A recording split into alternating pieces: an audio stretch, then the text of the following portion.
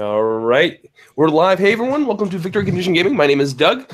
Today on the show, we are doing an actual play of Familiars of Terra, which is currently on Kickstarter.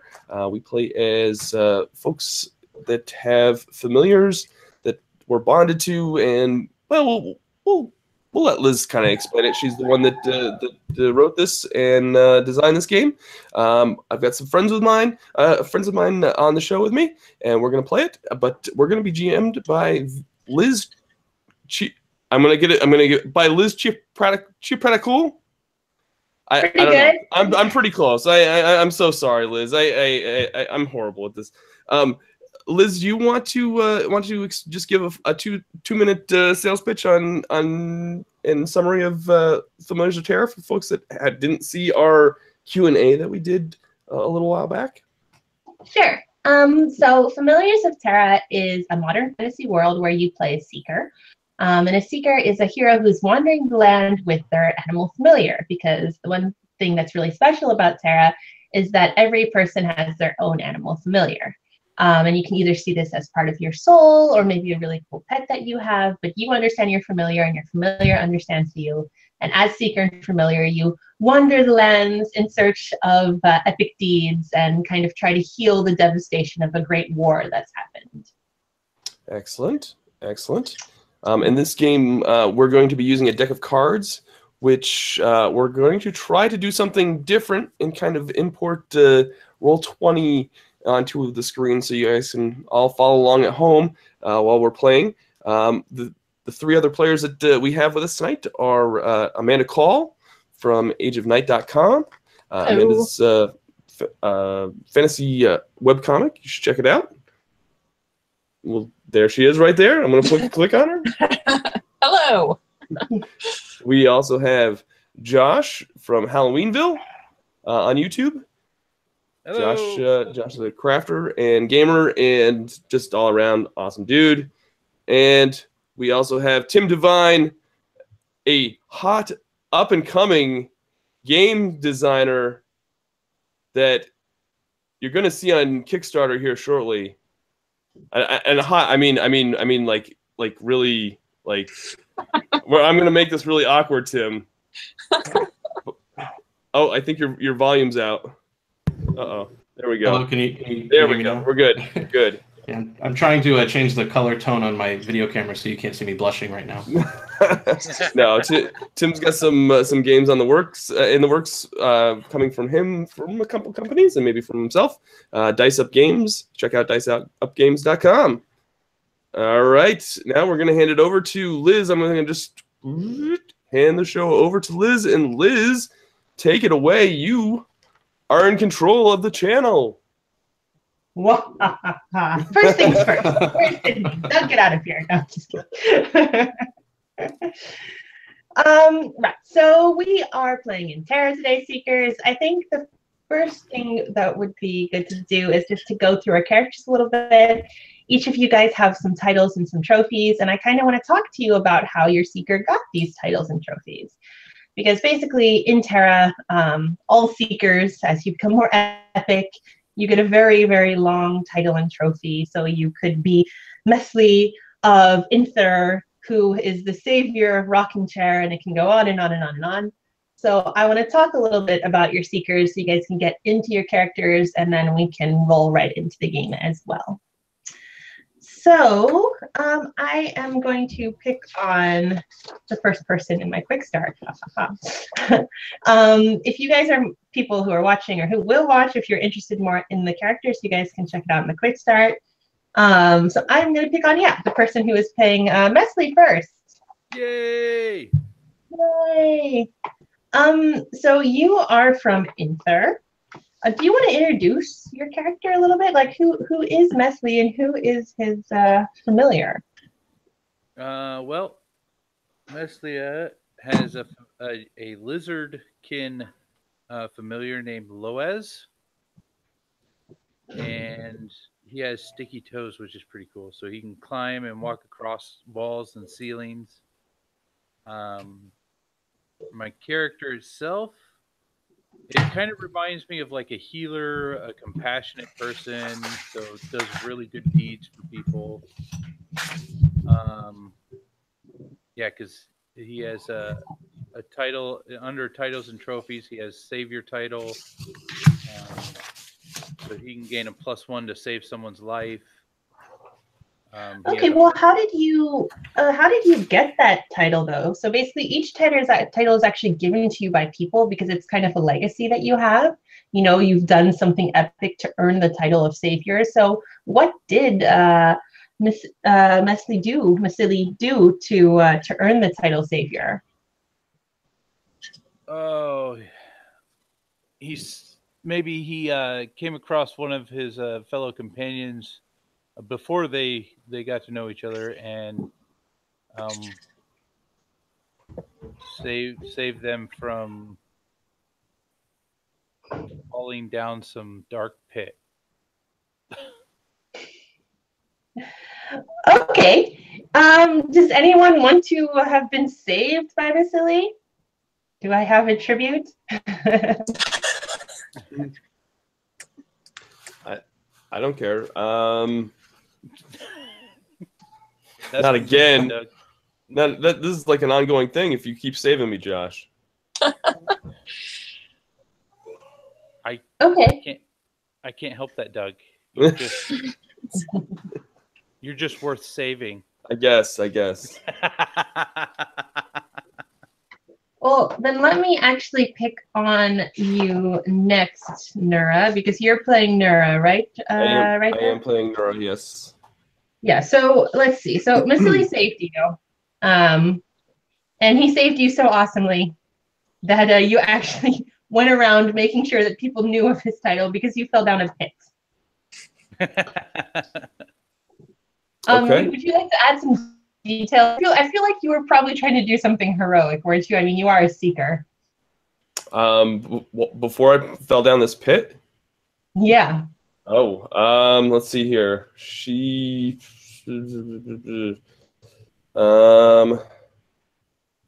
Let's see here. She wants to adorn the world with her artwork. How can I work that in? Well, what is her artwork? I don't know. I hadn't really thought about this. I was thinking just like, you know, regular artwork, like what Amanda does all day long, and how she likes to adorn the world with her artwork. But no, let me think here.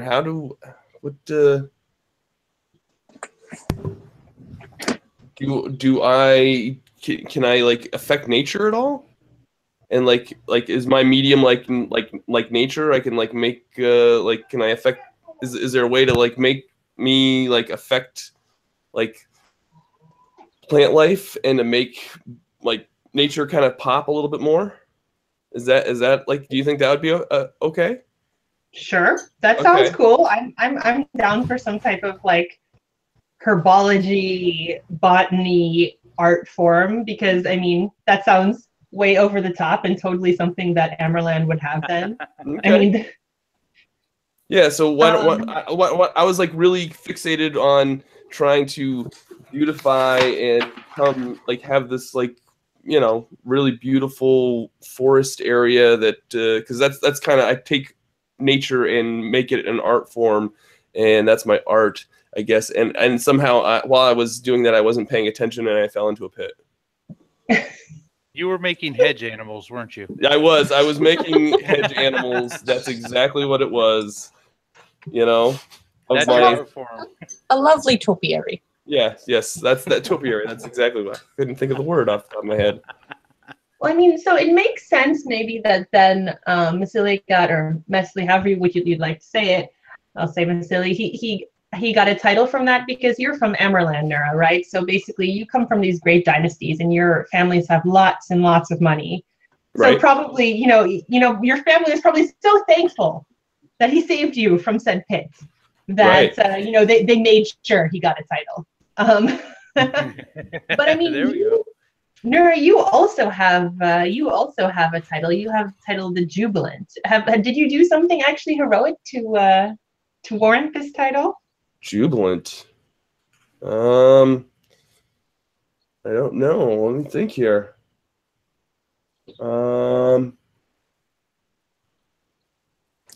Maybe. Let me think. Let me think on it for a little bit. Okay. I'll come up with something. Then I am gonna pick on Ren. Mm-hmm. Hello, Ren. Hello. Would you like to introduce your character and your familiar? Sure. So my name is Strength Luna, but everyone calls me Ren. And my familiar is Clever Fawn. We are from Endril. And my title is Indomitable. Hey, how did you earn that title? Ren, Luna the Indomitable. Okay, so I earned the title of Indomitable because one of my things that I try to do is I'm actually an engineer. I like to tinker and create things. I was trying to create a longer range communication device so that as my people are nomadic, so as we're wandering around, if we spread out, we can still keep in contact with each other and not lose anyone. I knew that some of the elements I would need to actually create this new longer range tracker were actually somewhere really inaccessible up these high cliffs. I had to get this rare ore to make the transceiver go further. And a big storm came up, and as I was trying to scale the cliffs, but I refused to back down. I kept going and beating the storm and spent all night drenched and cold and shivering on the side of a mountain until I got what I needed and came back down. Okay, cool. And then you made some type of breakthrough with, we could call it, you could be trying to kind of fix something on your MD, so that's a mobile device. That's something that everyone has. Yes. So that's awesome. So you contributed to the world's knowledge in that way, and you became indomitable because there is an epic story about it. Exactly. I like that. Was your familiar Clever Fawn happy about this terrible trek that the both of you had to do? Not even a little bit. No. She was not happy about it.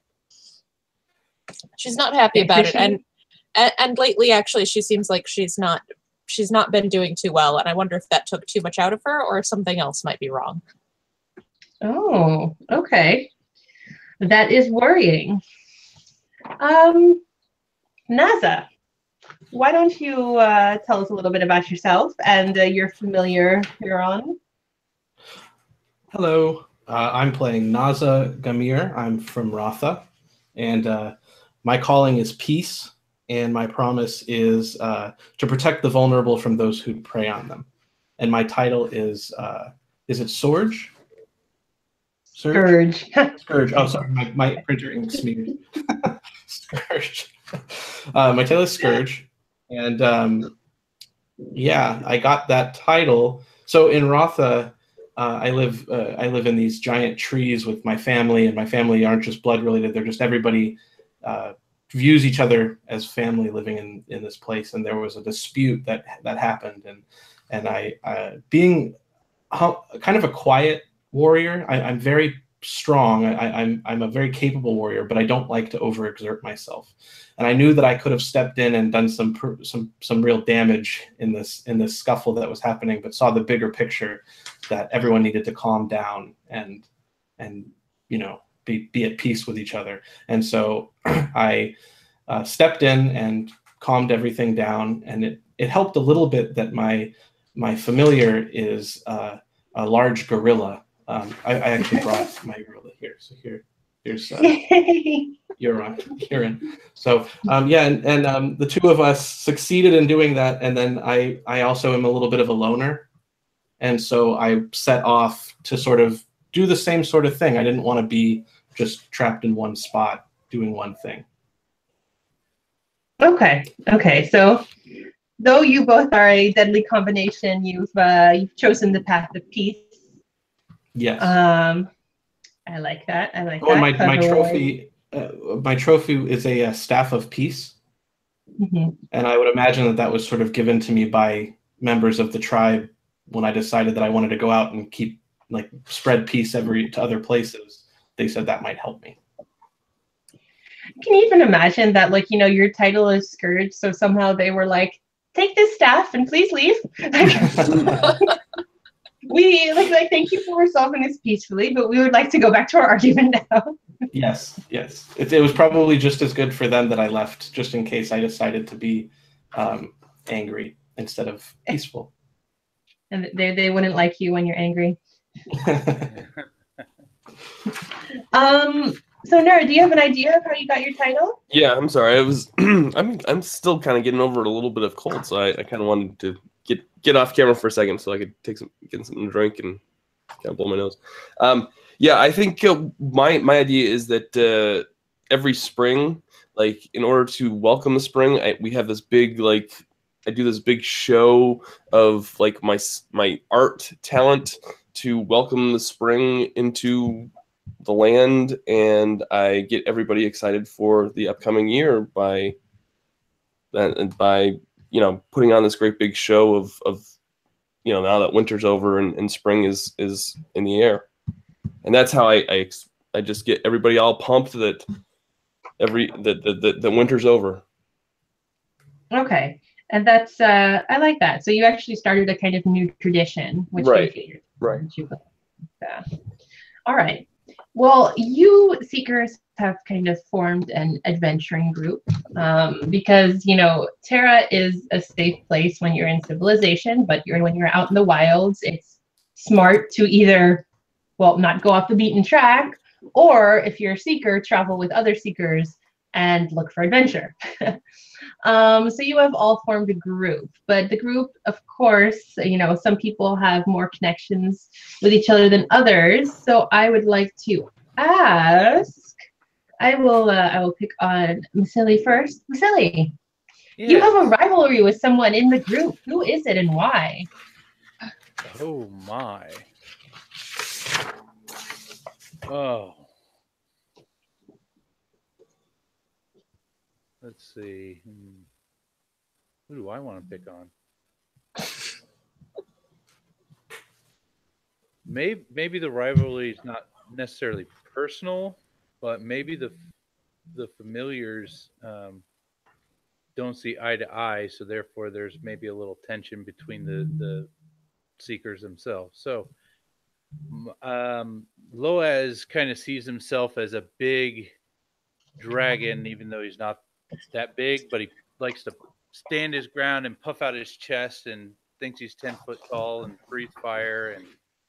And so maybe he saw the gorilla and originally thought it was a threat. So I'm going to pick on Tim. Oh, yeah. Yeah. It probably doesn't. Oh, go ahead. No, I was just saying, so it's not Vasily and NASA who have the rivalry. It's Huron and Loaz who have the rivalry. Right. It's so good. I like to think that the gorilla doesn't really pay much attention to the rivalry, and it's mostly like little dog syndrome. Yeah. with the lizard. So Huron's like, if you have to say you're leader, you're not leader type thing. Yeah. Okay, cool. I like that. Well, NASA, you have a either a crush or a relationship with someone in the group. Who is it? Oh, Nora. All right, I'm pulling the character sheet at random in here. You guys can just decide how this is. If you don't want a love relation, I can choose another bond for you guys. But You find her topiary is just so beautiful. I drew at random our Ren. Okay. And I think it probably has a lot to do with the loyalty aspect of her character and how I admire that. So maybe it's a little bit more admiration. And because I'm a little bit of a loner at heart, I don't normally want to be connected to somebody. So I don't know how to handle this. Like I don't know how to want to have a friendship with somebody, but also want to have my earbuds in my ears and be away from them. so you handle it awkwardly. That's what we're saying here. Yes. And it was funny because I was looking at the picture of this character. I love the artwork in this, by the way. And the picture reminded me a lot of Sokka from Avatar: The Last Airbender. Oh yeah. And so can that see that. awkward friendship definitely is coming into my mind now. Well, speaking of friendships, Ren, one of these people are your best friend. Who is that, and how did you guys become best friends? My best friend. Oh, let's see. So I'll say that Messley is my best friend. We're buds. What's up? Yeah. And basically just one of the times when I was wandering around and happened to end up in the same place as him. We just kind of hit it off talking about life in the wilderness and adventuring, and had some very similar outlooks on how all of that works, and how especially what he's trying to look at what he has on there. His calling is bonding, so that's actually pretty fitting, where mine is friendship. We're basically just looking out for each other and looking for someone else to be a good friend through all of this. Okay, so my main question is, because like, not that I want to make this days of our lives between the familiars, but like, how does Clever Fawn feel about the somewhat rivalry, not rivalry, between Loaz and Huron? So Clever Fawn finds this all kind of amusing. She likes both of the familiars, but does not want to get involved with it. She just kind of stands back and chuckles at it, and then whenever one or the other is not present, then she will cuddle with the other one. Oh, it's like, oh my goodness, it's okay. Whoa, okay. It's just like, oh, the other one's not here. Okay, well, let's cuddle together then. Take a nap. Okay. And Nura, Yes. you have a mentorship with someone. Either you are the mentee or you are the mentor. Who is the group? Why and how? I think part of it is with Messley. I think that's we've kind of become, since he saved me, and I'm kind of, I want to think that I'm a little maybe I'm a little too into what I do, and I don't always like look at what other people do. Like Messley's kind of taken me under his wing, and he's trying to show me more about the world and how to look beyond myself, maybe. I think. Okay, so you're a bit of a space cadet. Yeah, I think so. You know. That seems right.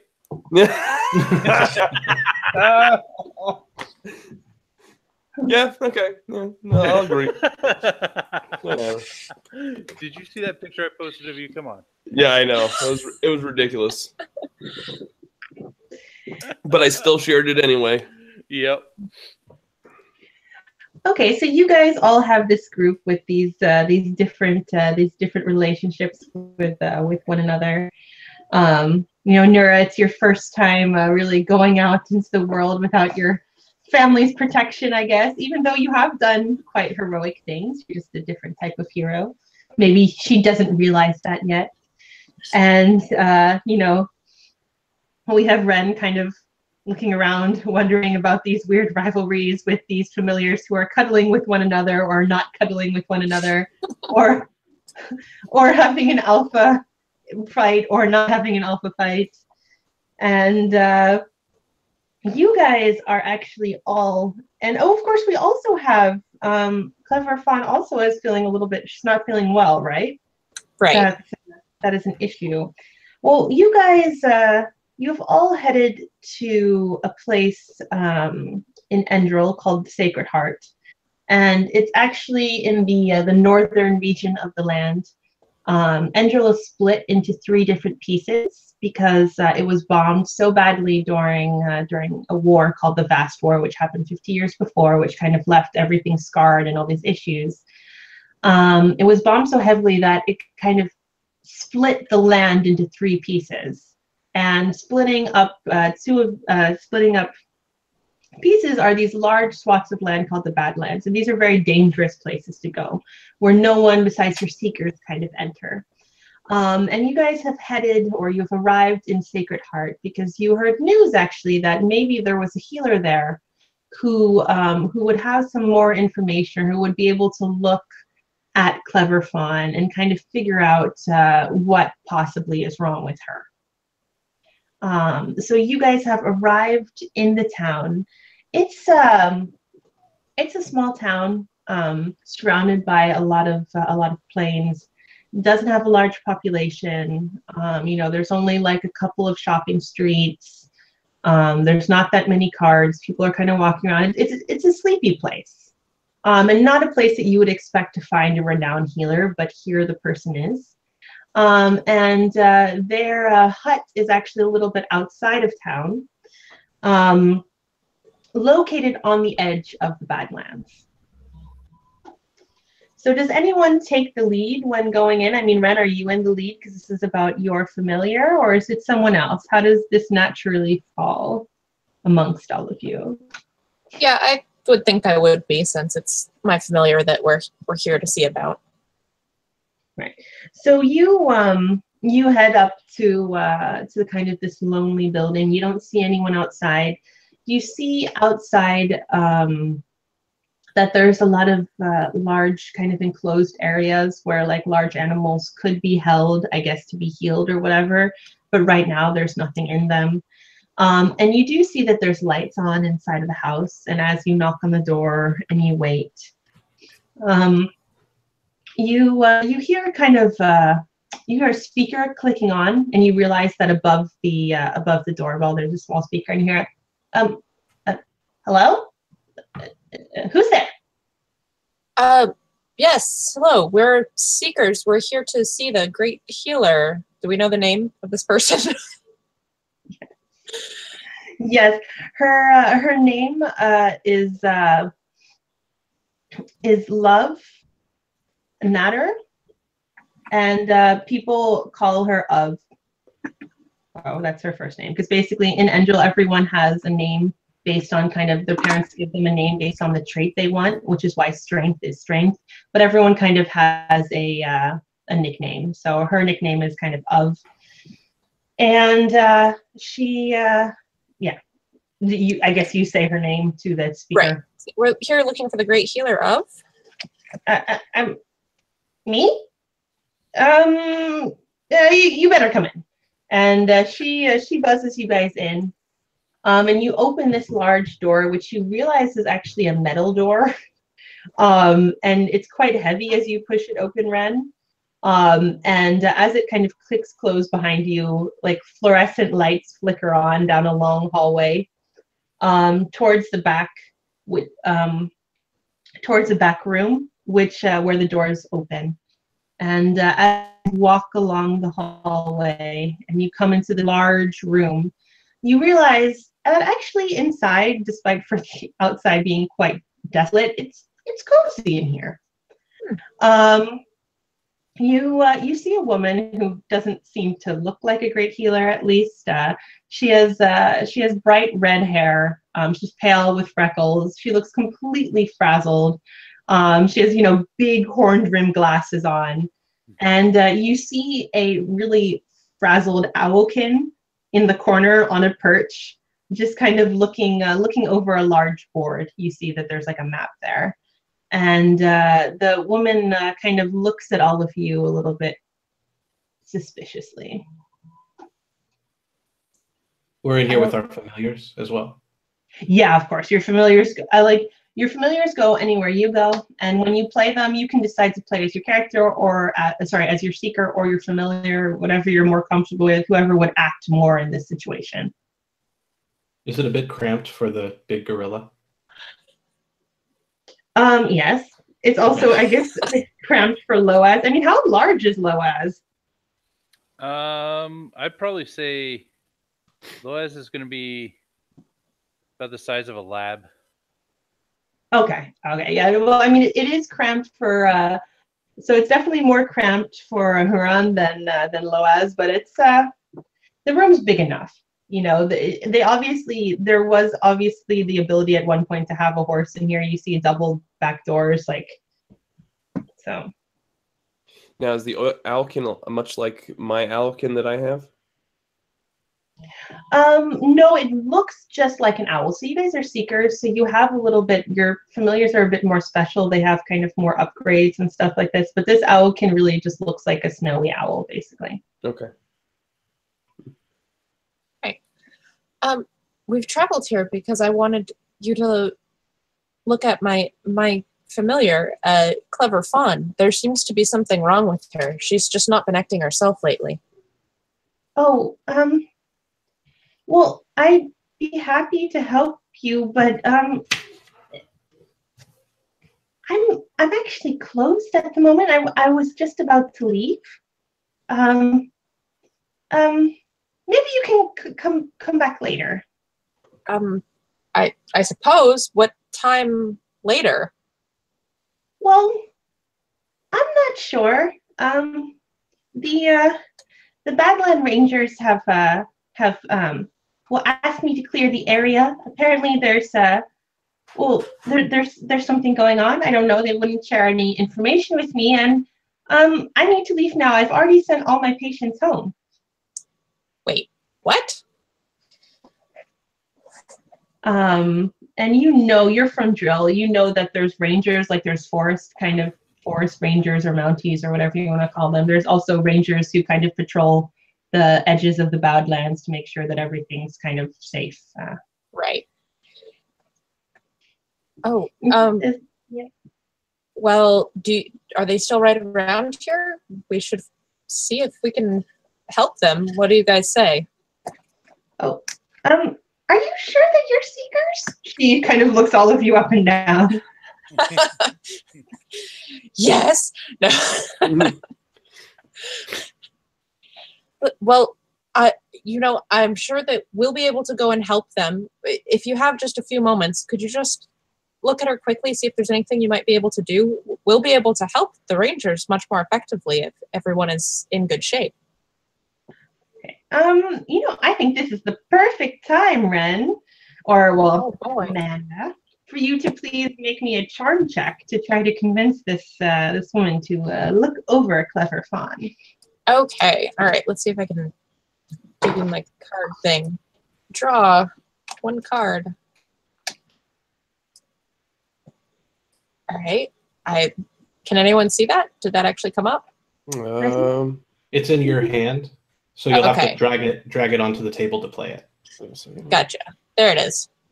There's my card. Oh, wow. It's a 4. Good job. So my charm is a 5, so that means I made it, right? Yeah, you did. Good job. I'm like, ooh, it's gonna be a hard check, but you did it. So I mean, I can imagine, Ren powers through because she's really worried about Clever Fawn, right? And she asks to kind of take a look at Clever Fawn. And she is going to do that. Let's see. I'm also going to draw a card. Let's see. Draw one card. Okay, now I can put this on the table. Oh, there we go. Easy peasy. So she draws a 3. So she takes a look at Clever Fawn. Now that you guys are talking to her, you can see she's obviously nervous. You're not sure if her being this frazzled is exactly normal, though. Someone can't look this nervous always. And she takes a quick look over Clever Fawn, and she says, "Well, that's strange. She takes out her stethoscope. She listens to her heart. She checks her hooves to make sure everything's all right, and she says, I can't see anything, immediately wrong with her, but I probably need to take a closer look. But if the Rangers say we should go, I really think we should. I shouldn't stay here any longer. Why not?" She says, "The Rangers, they have a station in town. Why don't you go speak to them, and you can come see me later, maybe in the evening, and I'll take a look. I'll take a look over her. I'm staying with some friends, so." All right. I guess so. And sorry. Oh, just let us know where we can find you, where your friends are, so that we can be sure to find you later. Well, yeah, she basically she opens her MD and she sends you her contact details. Okay. She seems like she does genuinely want to help. It's just that she's a little bit scared at the moment, and she just she kind of has her arm on Fawn's back, and she says, I really can't see anything wrong with her. I need to do further investigation. All right. Well, thank you. She nods and she says, "Now let's go." And she kind of starts pushing you guys out of the door. Everybody in, quick! Everybody out. And she offers you guys. She has like a rather large. Well, she was about to offer you guys a ride home, and then she kind of looks at the amount of people. She says, "Well, I can take some of you in my Jeep back to town. It's really not safe if the Rangers say we should leave. We really should leave." Well, I think most of us should be able to make our way to the station, right? Yeah. Sure. Euron and I will walk again. Mm-hmm. Yeah, she kind of looks over Nura, and like in her fancy clothing, and her and she looks slightly worried, and she just nods and she's like, "Okay, well, I'll just tell the Rangers you're out here when I get back to town, just in case." Mhm. And she gets in her car and she drives off.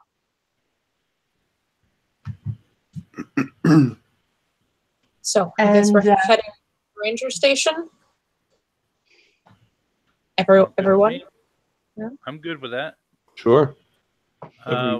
What about the map? Is that any significance? The map? Town. Oh, the map in her office. Are we outside now?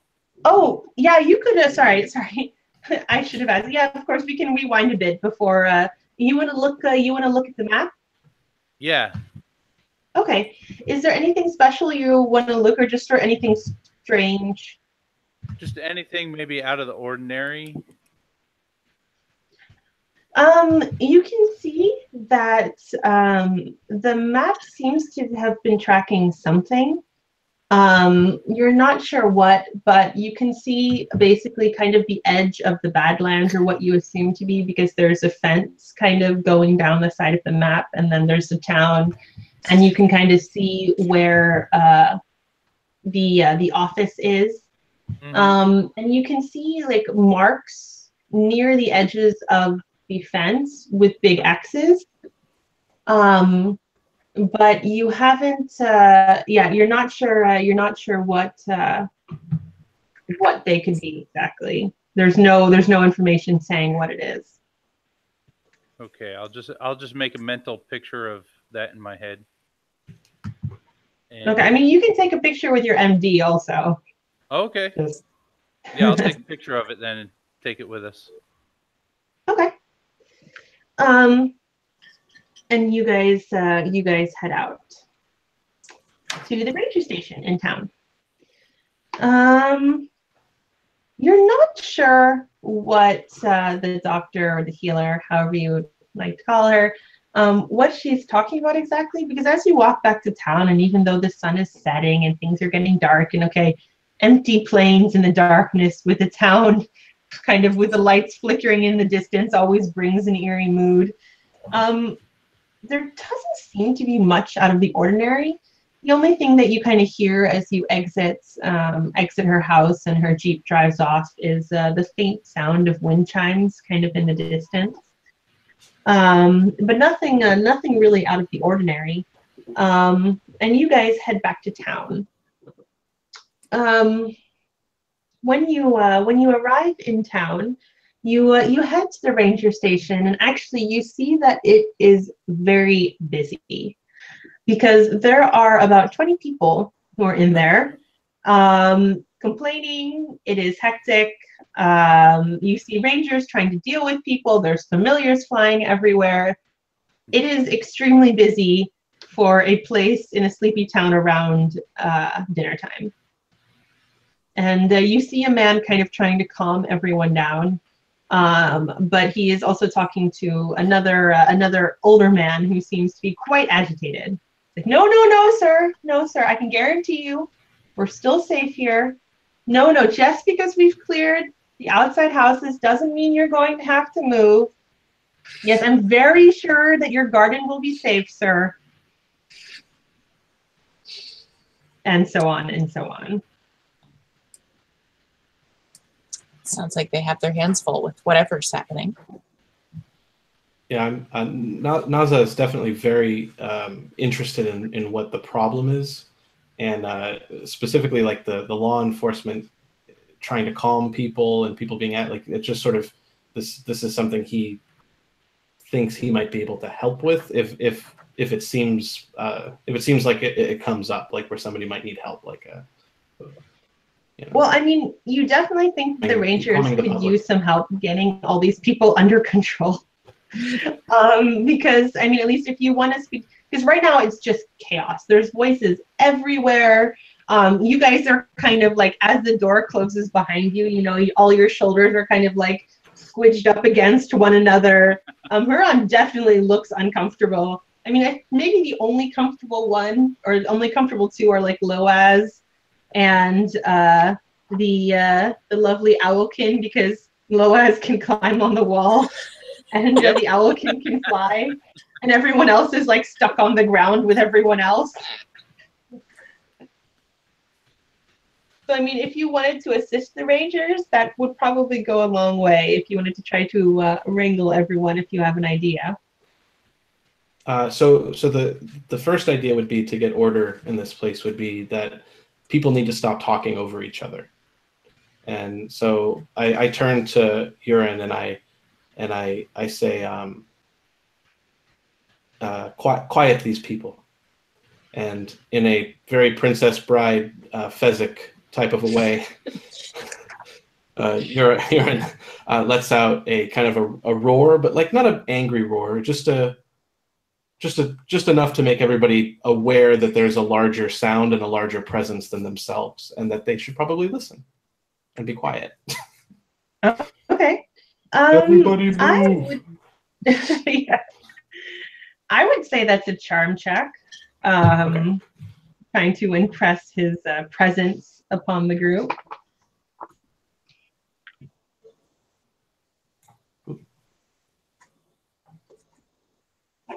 Did I do that one right? Hold on. Can you see what I just drew? No. I'm moving it up to my... Okay, there you go. There we go. Oh, okay, so that's just not enough. Your charm, I see Huron's charm is a 7, and you drew an 8. So let's see. I think at this point, the large cry, basically, is she or he? She. It's, she. She lets out a giant cry, which is kind of louder than she anticipated. You know what I mean? You both are such quiet, composed people that when she's asked to let out a roar, you know, there's no gauging it, right? You know, it's like 0 or 10. Yeah. You know, so she opens up her mouth and she lets out this huge roar, and it quiets everyone for a moment until things just go crazy. So there's a couple of dogs, like it's a couple of dogkin familiars who like immediately like get up in her face and start barking, kind of like surrounding her in a like with a pack mentality. There are rangers who are now like, you know, you see the old man like, they're here to kill us, and the rangers just like they're like, you know, kind of face palming, trying to calm things down. It is utter chaos. Would anyone else like to do anything? I just have my hand covering my face and just shaking my head. Loaz is hanging onto the wall laughing. What should have let the true leader handle this?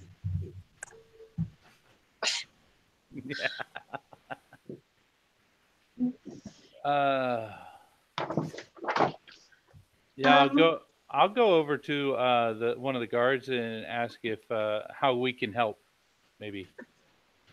Okay. You go over to one of the rangers, and he's basically he now is he's kind of like with his familiar. Let's see, he has a, well, let's make it big and in the way. He has a horse-skin familiar who is also here because he's a ranger, and so he is now like moving, trying to kind of navigate his horse-skin in front of the pack of dogs, who like the pack of dog kings who have like formed against just trying to like kind of get them out of the way. And you kind of ask, like, how can we help? He looks at you. He's like, wait, what? What, sir? I don't have time for this. I'll speak to you in a moment. No, your house isn't in danger. I wasn't asking about a house. I was asking how we could help you with this chaos. Well, he says, well, we need to get these dogs under control. If you want to help with that. Okay. I'll call Loaz over from his laughing and have him kind of interrupt or go in between the dogs and the silly gorilla. Is Loaz going to try to prove that he's the true alpha right now? Yes. Oh no. Oh no. He's going to stomp his feet, puff out his chest, and flick his tongue a few times.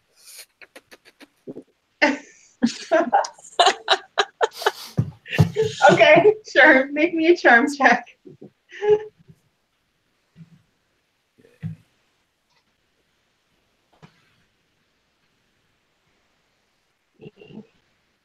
Okay. Draw.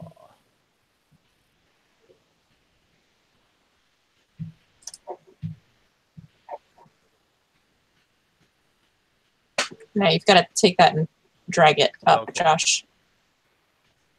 Come on, drag. There it is. There you go. And I fail. Oh. All right. So I think what happens is probably to make himself larger, right? I imagine that Loaz maybe gets on top of the horse. Has more of a presence there, right? That works. That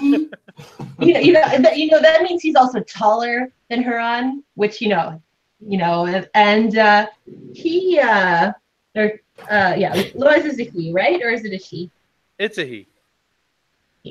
Loaz gets on top, puffs out his chest a couple of times, and as he like kind of tastes the air, and tastes the pure.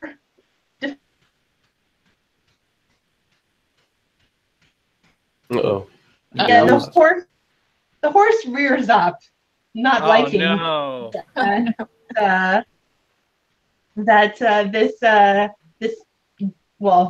lizardkin has crawled up on him, and Loaz comes toppling down on top of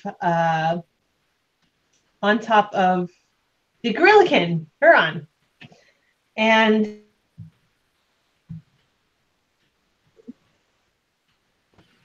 Uh-oh. time because of the sticky toes. So sticky toes, gorilla fur. Oh no. The horse is now rearing up and looks like he's basically completely shocked now of the situation, and he looks as if he's about to fall on somebody and actually trample them as he's reared up. Would anyone interject in this chaotic scene to save the poor 20-something who was about to be trampled by this horse? Oh, no. It's basically I think it's a woman trying to get her dogkin to calm down, and is right kind of next to the action. Is there a way to do something where both your seeker and your familiar act at the same time? Yeah, so one can aid the other. So for example, let's say you have a really smart seeker, maybe they want to make a check to just kind of decide where the person should go or where their familiar should go, and then they can give their familiar +1 to their next check. Okay.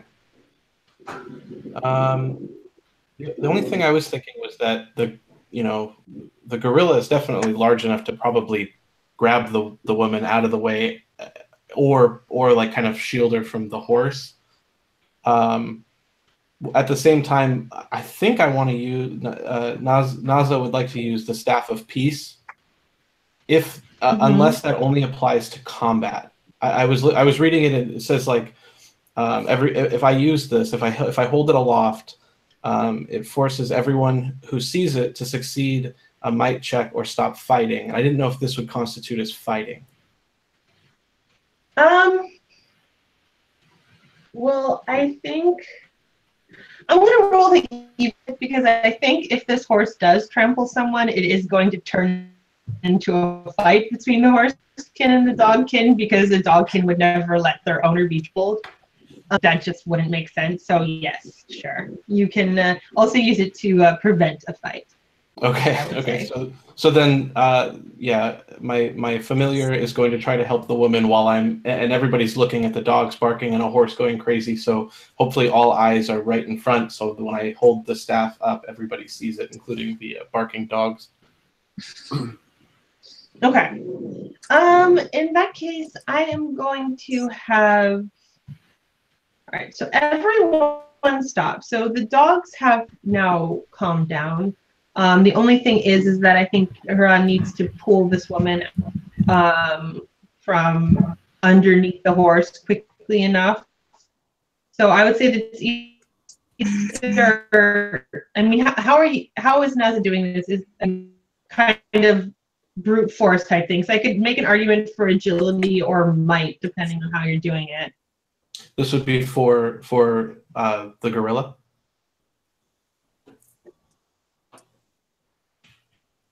Oh, can you hear me? Yeah.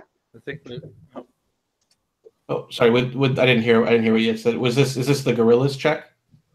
Yeah, I would say to pull the woman out, right? Right. So the I think the staff is kind of trying calming everything down slightly, and I mean they're all not seekers, so. But like I feel like the gorilla still needs to stop this woman from being trampled. Okay, so this would be might or agility, you said? Yeah, I mean like agility I would think is more careful. I would say might is kind of just like. Yeah. Right. Yeah. Okay, let's use that one. So a 7. So it is under his 10. Okay, so quickly thinking her on, she grabs the woman and just grabs her as quickly as she can and holds her to her as the horse comes down. And Naza, you hold up the Staff of Peace, and people kind of look at it and somewhat calm down slightly, because the gorilla has now grabbed their owner, or well, their companion is for the one dogkin, because I feel like that's totally justified. Draw one card, and they have to succeed in a might check or stop fighting. So let's see. I want to see my card. Oh, okay. So the dog can succeed at its might check, but basically it sees the giant gorilla grabbing its owner. Now everyone's kind of calmed down, and the rangers are kind of composing themselves. The horse reared up and fell down onto its hooves, and has managed to kind of compose itself, looking at the staff, because people don't want to be in such a crazy situation. But this dog is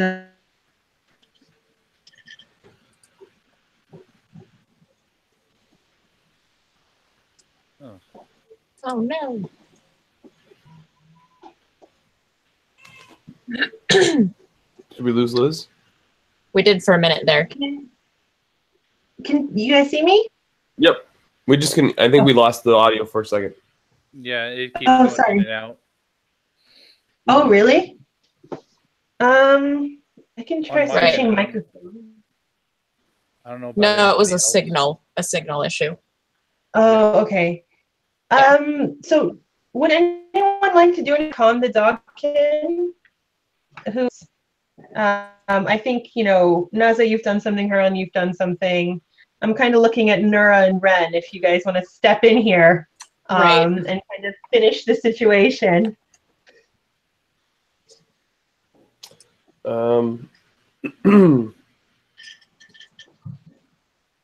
don't know. Do you have any ideas of how to get this dog under control?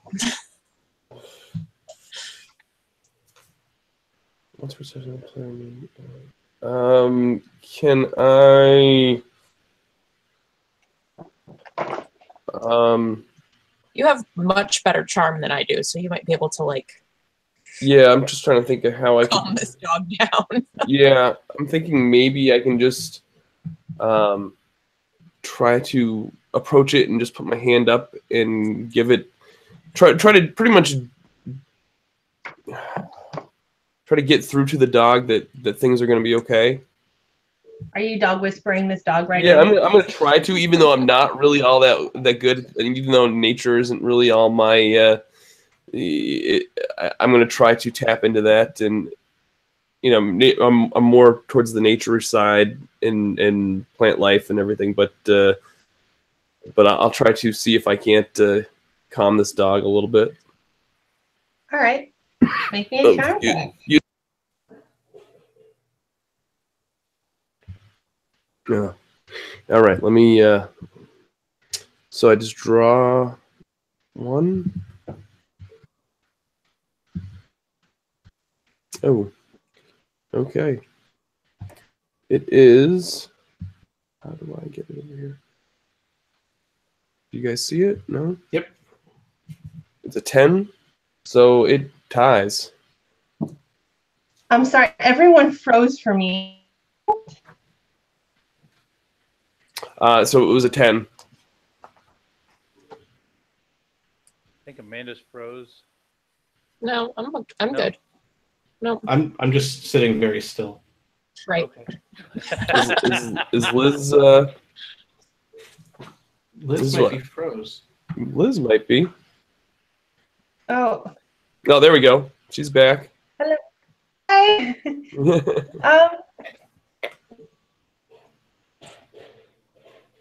No, Oh, Liz. we're losing. So what happens when we're doing international actual plays? Right. Having some connectivity issues. Did you get my message, Amanda? I did, and you're not doing it anymore. You were echoing for me, but you haven't been lately, so ow. Oh, okay. I don't know. I just muted the Roll20, everybody on Roll20, and it stopped your echoing. Oh, okay, yeah, that probably helped. Yeah. Hello? Liz. There we go. Yay! I was just texting everyone. Oh, You're I'm back. sorry. I have no idea what's happening. No, that's all right. This is what happens when we do international actual plays, and sometimes there's connectivity issues. So you got 10, right? So I did. It ties my. just a success. Yes. Okay, so how does Nura calm this dog finally? I mean, how does she take her learnings from the greater plant life and apply it to the fauna of the world? Let me think here. Maybe she just uses some of that. She uses some of the joy that she exudes when she does her plant life art, and I make eye contact with that dog, and I kind of have that look on my face, and the dog kind of looks at me and realizes that things are good and it just calms down. Okay. I've seen Caesar Milan do that when I watch The Dog Whisperer, like distraction. Sure, kind of, sure. You look at the dog in the eye, and the dog all of a sudden he's hunched. The dogkin's like kind of hunched down low. Right. The tail come up and start to wag slightly. And with that, you calm the situation, escalate the situation, but then calm it. So I mean, it's a win. We'll work on our yelling. With the staff of peace kind of doing its work, the Rangers managed to at least get all the townsfolk who are complaining and who have concerns kind of into a meeting room where a couple of the clerics from the office can speak to them and take notes and assuage their issues. And the man with the horse king, he finally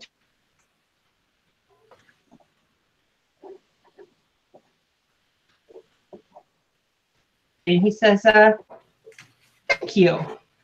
I'm sorry, you had a question at one point in this chaos. How can I help you? I feel like I should help you now for what you've done here. He kind of looks around and you see like one last piece of paper kind of floating down the air. And who does he say this to? I'm sorry. He says it to the both of you. He says it to your group. Okay. He kind of addresses you guys and thanks. So what exactly is going on? What's causing all the chaos? He says, and he kind of looks at all of you and he sees, a lot of you don't look drill. Ren, of course, you do look like you're from Endril, but you definitely look like you're from a different part. Maybe you're from the south or the east of the west, but not Right. kind of the northern region.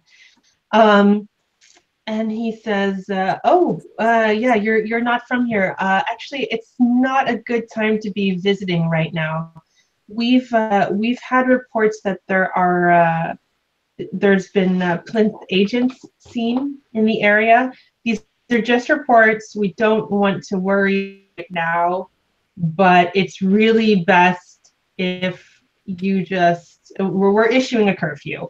So if you just head back to wherever you're staying, and of course you can enjoy the town tomorrow. Well, that sounds like something we might be able to help with.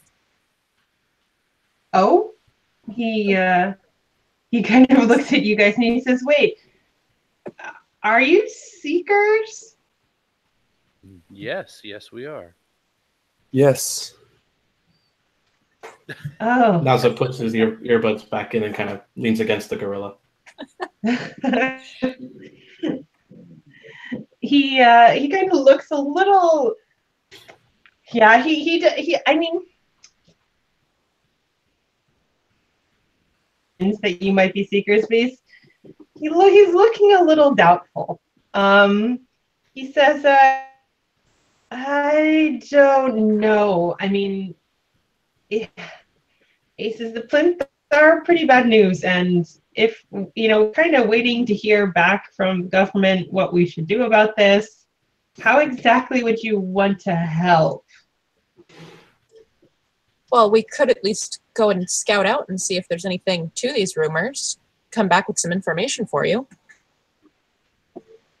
He basically he leads you guys kind of into the back to where his desk is and offers everyone chairs and gets people things to drink, and he says, well, to be honest with you, I think we know why it's happening. This isn't, I mean, the newspapers are going to pick it up at one point, so I guess share this with seekers. But our rangers, at least when they've been doing their flyover passes, they've seen something growing in the Badlands. Growing? Yeah. What kind of something? Growing No. Something good. Yeah? Like life. Oh, that's wonderful. Well, it would be. except we can't go into the Badlands right now. And if the reports of the plinth around here are true, then that's probably what they want. Because, you know, they have their own Badlands to deal with.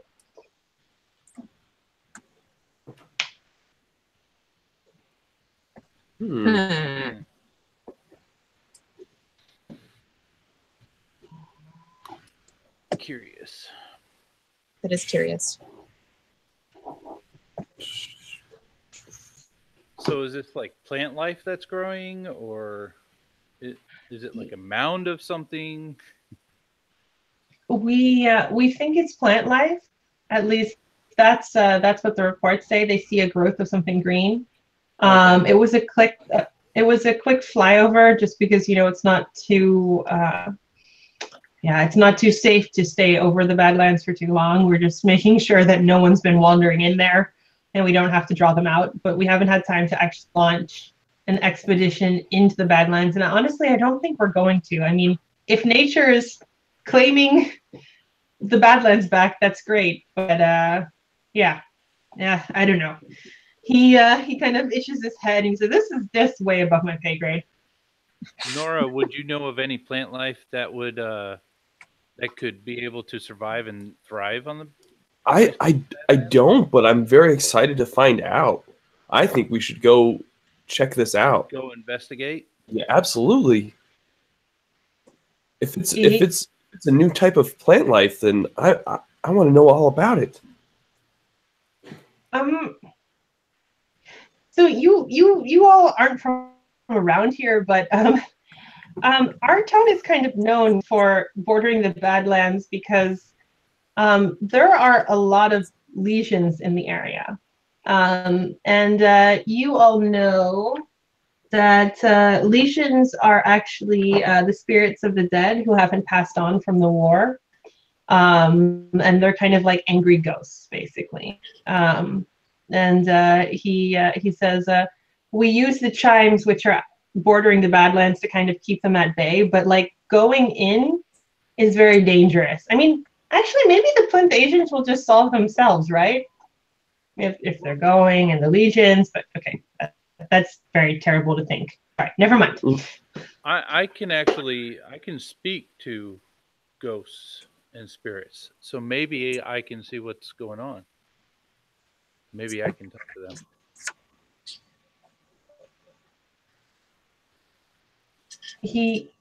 Sorry, did you say something, Amanda? No, I did not. Oh, okay. He says, you can speak to legions? Are you sure? Yes. Yes, I can. I have a trophy, the Heart of Compassion, and it's this little red ribbon here that allows me to do so. Oh. He looks at it and he says, "Oh, where did you get that?"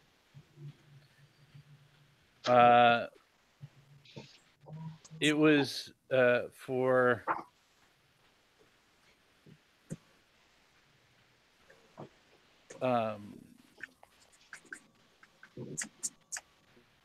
showing compassion to a spirit I didn't know was a spirit at the time, who visited me and was having some troubles, so I helped them through it. Oh no, everyone's frozen. Hello? Mm-hmm. Yep. Can anyone hear me? Yes. I can. Oh. Yep. Okay. Sorry, everyone froze for a moment. Oh, no. He knows, and he says, "All right, listen. If you want to go into the Badlands, you can. I don't know how much assistance I can offer you, though. It's very dangerous. If you say you can speak to legions, maybe you'll be safe, but I don't know what you will do about the plinth if you encounter them. We've heard that about 3 have been seen. If you believe that you can do this, then you have my support and we won't stop you, but just know that this is dangerous. And you're more than welcome to stay here. and just stay out of the issue until we can get someone from the government to come down here. Well, what does the rest of the group think? We're all in this together. So, Ren, Nora, NASA. I think we should do it. I think we shouldn't hesitate. We should just do it right now. I agree. Naza removes one of the earbuds and looks at everybody and then looks at his familiar and says, "Let's go," and just walks out with the familiar. All right, I guess Nas Okay. is ready to go. All right. So we're going to go investigate. He gives you guys the one piece of assistance that he does give you guys is he gives you the coordinates of where where the plane spotted. That lands with no sense of where to go. Right. And you notice something else. Actually, can Mr. Lee, can you make me a wits check based on that map that you took a picture of? Aha. Look at that based on the map that they gave you also.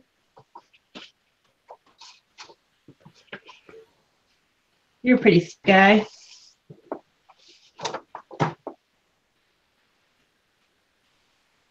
Ooh, yay. Oh, that's great. All right, so you get it too. You take a look at both maps, and you kind of notice that they demarcate the same place. So before you leave, I guess you ask the ranger about that.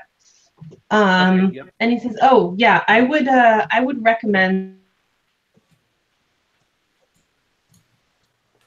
He says, "We have wind chimes there, which seem to calm the."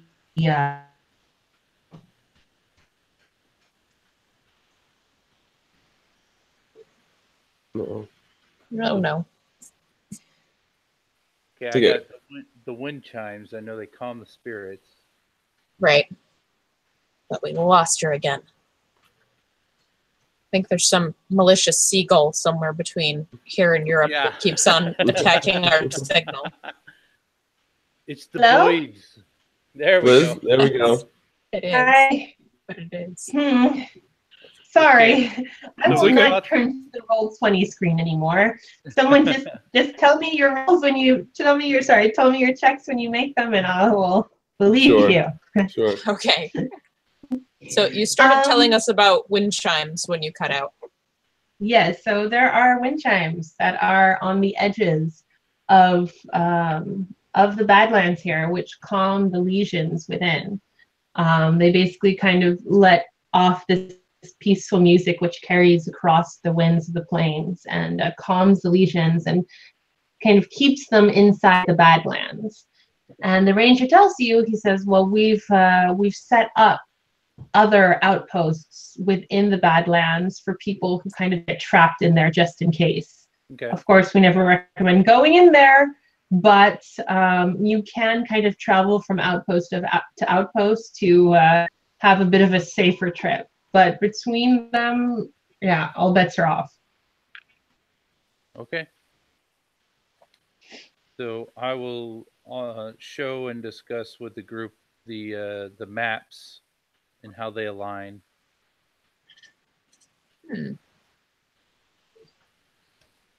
So we know where we're going. Yeah, and So everyone will know kind of the plan. There's no not hiding anything.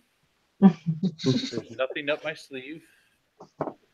Do we need to bring wind chimes with us? he says, "Oh, would you?" Well, I'm asking the group too. Do you? Oh. My concern is that if we are going out there and there's danger, that it would draw attention to us. But also, then we have the ghosts to deal with. So, being more of a warrior, I prefer stealth. But if we need the wind chimes, just let me know, and I have the means of carrying them. Can we braid the wind chimes in the gorilla's hair? That is out of the question. I tried. Well, bringing them with us just in case is probably not a bad idea. This is true. We don't have to pull them out unless we need them. Right. I still think they look cool on the gorilla. You chose the gorilla instead of the elk familiar with the Right. horns. Oh yeah, that's true. Put a Oh, string String them across. between her antlers and just kind of dangle them. That'll be perfect. there we go. If we have to, we'll hang them on the antlers. Exactly. See, we've got a plan. All right. This sounds good. Wait. Yeah. You do know based on the map, basically, if you take any of the chimes from the border, it will kind of leave a place where the legions can kind of file through. But if you take some of the Oh. Oh no. Hello? Hello. Okay, There we good. go. Right. So you guys get going. There's let's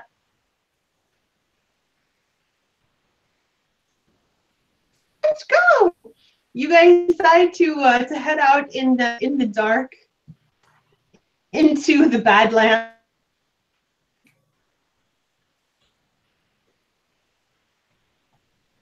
Led by Naza, who put his back in and decided to walk off into the night, followed by a very jubilant few. And you guys get to the edge of the Badlands, and indeed the sun has just dipped below the horizon now, and you see stars in the sky, and the once kind of sweet plinking of the wind chimes, which are dotted around the edges of the Badlands, now turns into kind of like a low howl which sweeps across the plains. And you step into the Badlands. Nice. Dun, dun, dun. Now, one thing I will let folks know is that my familiar, is it Malik, is an Alkin, and actually she has a trait which is a glow, where she sheds a bioluminescent glow extending in a circle up to 15 meters, which can dispel magical or supernatural darkness.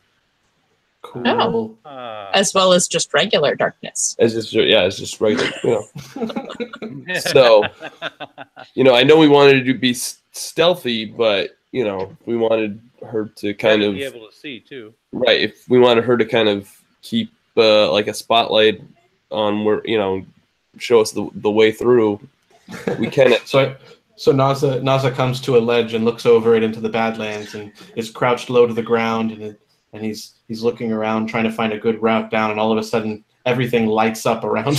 And he looks back at the group and he just says, "Well, you might as well string up the wind chimes." So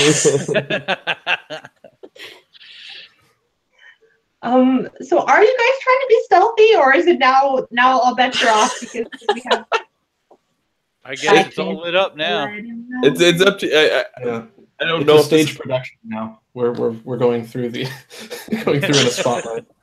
It's up to you. I can get my Alkin to turn it off or something. I don't know. It just seems like cool. something It looks cool in how I'm envisioning it. Like this glowing like owlkin just kind of like leading our path. I like it. Yeah. Sounds Yeah. good to me. Sure. It's probably not the smart thing, but it's fun. No, but it might be fun. All right, so you guys head into the Badlands with this glowing owlkin, and have you strung up one of the wind chimes? Sure. We've got wind chimes hanging off of a clover fawn's antlers. Right. So I would say, you all are safe and well And as you are kind of in this aura of this soft glow and the soft blinking of the wind chimes, which at least among you kind of seems less foreboding than those that you leave behind. No.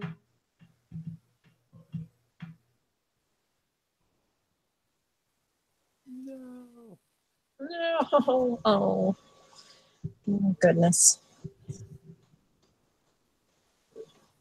So you see that there's kind of tall grass in the distance, and then slowly the grass starts turning gray, and then as you start through the grass towards kind of this blasted black land, which you see in front of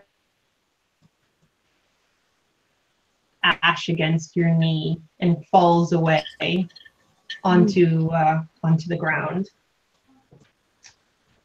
And it's at that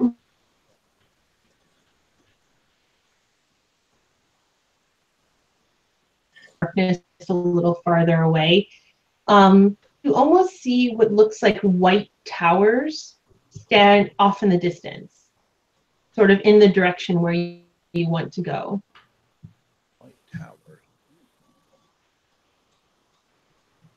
Well, I'll turn to Nora and say, can you make sense of the grass and what's happening here? Can I kind of reach out and try to see if I can affect the grass and plant life in the area? Sure. Let's see.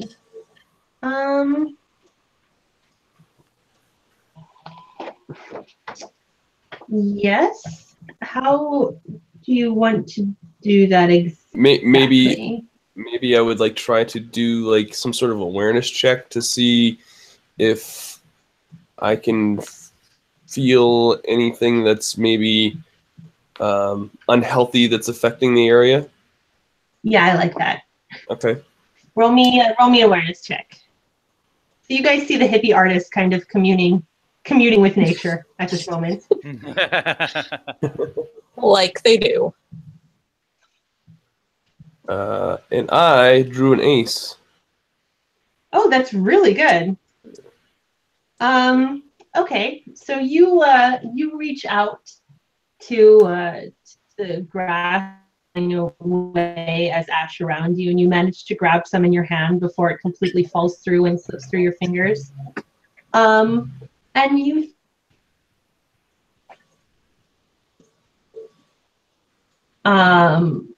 but what you find strange about this grass is that, I mean, if it was completely dead, it wouldn't just be standing here. Like, that's very strange. You're on a windy plain.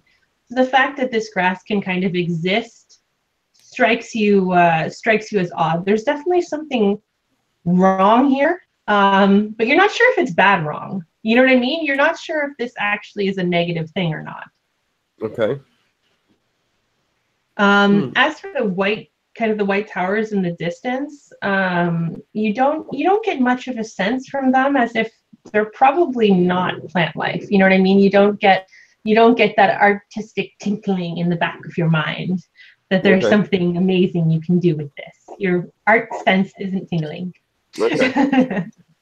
No, they look just like regular towers, there, folks. So I don't know what you would like to do. I don't know what we should do. Well, if you don't see anything here, then let's keep moving towards maybe those towers, because there's got to be something there. Should we be a little stealthier in our approach, since we don't know what these towers are? Yeah, probably not a bad plan.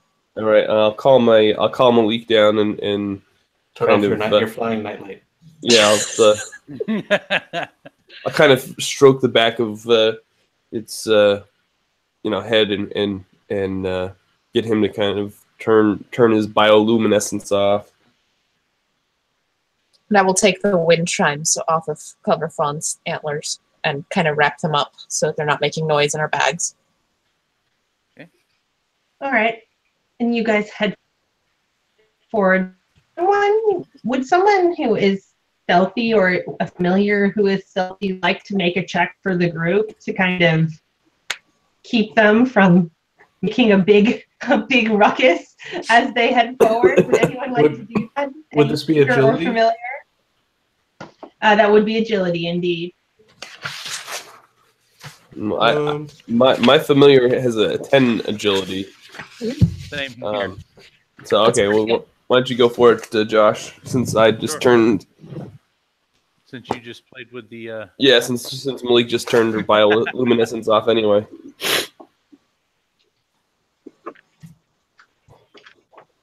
You go ahead. Yeah. Yeah. I drew a 4. Nice. Sweet. All right, so how is Loaz stealthy? Like, what does a stealthy lizard look like? I feel like it's adorable, but please. He gets low, and then he just kind of, his head, because he's got an elongated head, so it kind of snakes along as he flicks his tongue along the ground, and he's real low to the ground, and he's stealthy like a snake. Ooh, I like that. Sounds very adorable, but I like it. So he kind of shows everyone the way to go as he kind of like snakes around boulders and like kind of craters which are in the ground. You've wrapped up the wind chimes and kind of put them in your pack, and you know now they're not going to work because it has to kind of, the sound is what keeps these things at bay. And you guys head towards the White Towers. You're walking for about 15 minutes or so, or like slithering, stealthing. This is my motion for stealthing. Dance. Absolutely. Through the plains, and you get closer to the White Towers, and rather than the White Towers getting large, kind of getting much larger, what you realize in the distance is that what these now you spy about 5 towers or so. What they actually are outlines of people spread across the plains, with about at least a couple hundred meters between each of them.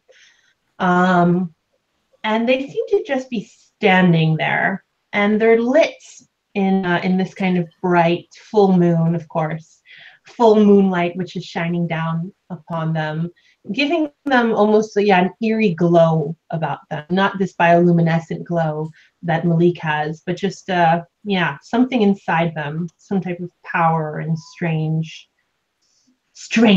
about them. These are right. normal sized. Oh, sorry. Sorry? Are they? What are the size of these people? Normal size, like human size. Right now, you're at a distance where they don't notice you yet, or at least you're kind of still stealthy. But you think if you approach them closer, you might start becoming in recognizable distance, so to say, spotting distance. I'm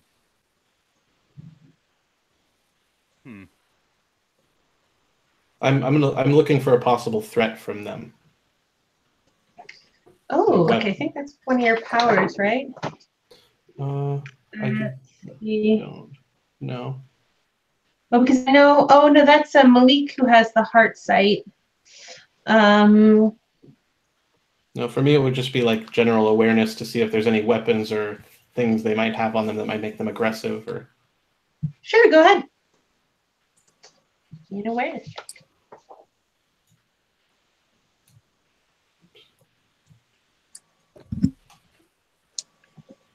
4. Nice. Oh, that's definitely enough. You don't see any weapons on these people. But what you do notice 2 things that are strange. The first thing that is strange to you is that actually, for us humans in Earth, it's not weird to see at least a person standing alone. Terra is. None of these people have familiars with them. That's the first thing that strikes you as really odd. And you almost don't notice that someone's missing a familiar till it's not there, and you see about 5 people standing in a field, and there's no animal with them, which is just so strange. And the second thing you notice is that at least at the one closest to you, you can't make out man, woman, exact size yet, but you're pretty sure that the person is slightly translucent.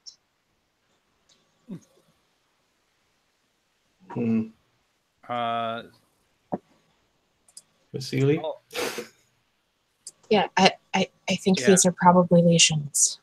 Yeah, so I will get slightly closer and with caution and speak, and I will say hello. Very simply. So you're going to get within speaking distance. Yes. So I would say like 10, 15 meters away at least it's speaking in a normal tone. Yes. And you come up this solution. And what does this person look like? This person is just a woman. She's middle-aged.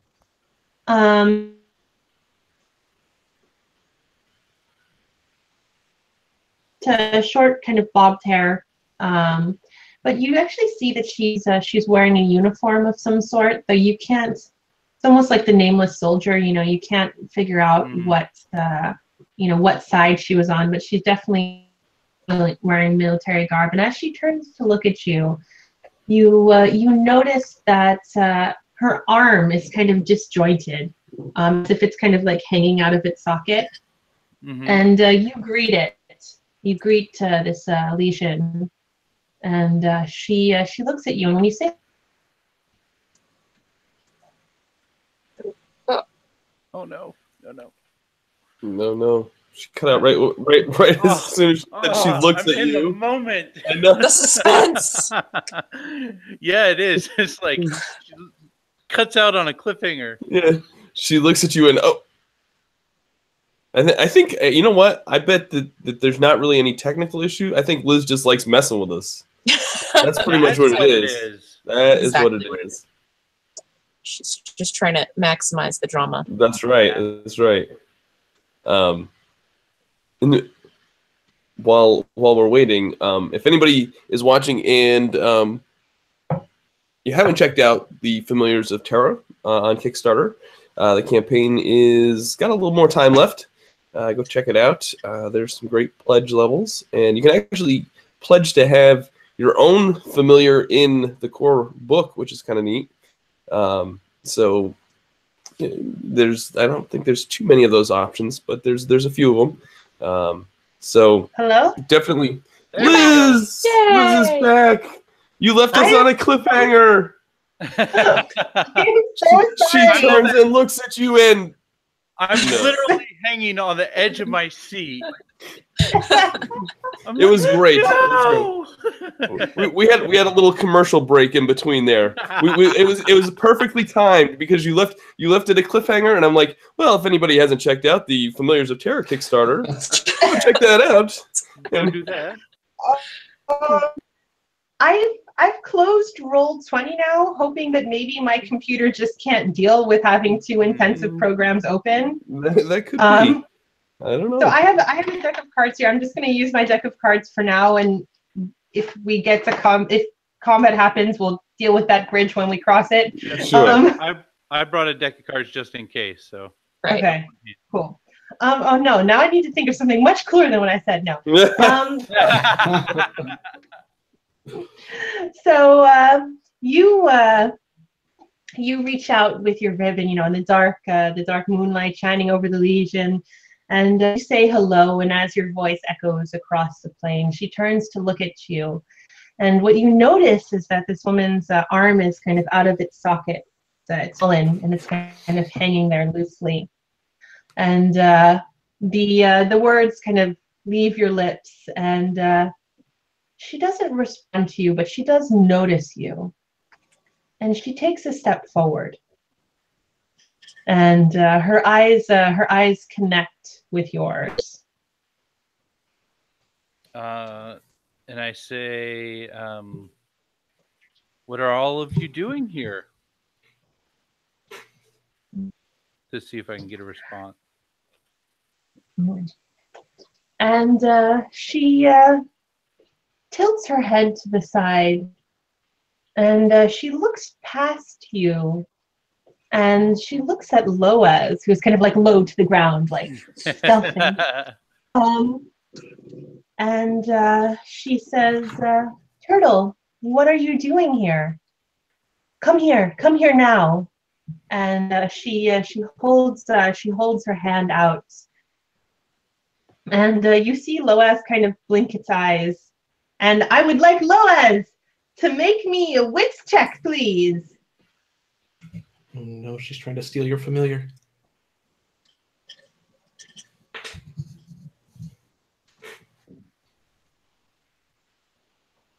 Hello? Yep. I'm drawing. Oh, okay. Oh, sorry. A 7, so I match. Okay, so you just, Loaz you see Loaz kind of lurch forward. He definitely stands up again on his legs. And you see him lurch forward for a moment, and you see her hand kind of beckoning. And she says, come. No. What would you? No. Lois is my familiar. What happened to yours? And she looks at you and she says, I do not know who Loaz is, but that is Turtle, and Turtle will come here now. This is clearly not a turtle. This is a lizard. This will one day grow into a ginormous dragon. At least he thinks he will. And as you start speaking about dragon, she turns her head to the side and she says, D. And what you notice is that one of the spirits who was over, one of the Letians who was over in the distance, it blinks out for a moment, and it blinks in next to her, and they're both standing in front of you now. And she says, that man has Turtle. Make him come. And you see the man who she called D kind of look around, and he looks at the very lovely owlkin Malik, and he says, is that you? And he says, come here. And can Malik make me a wits check? Sure.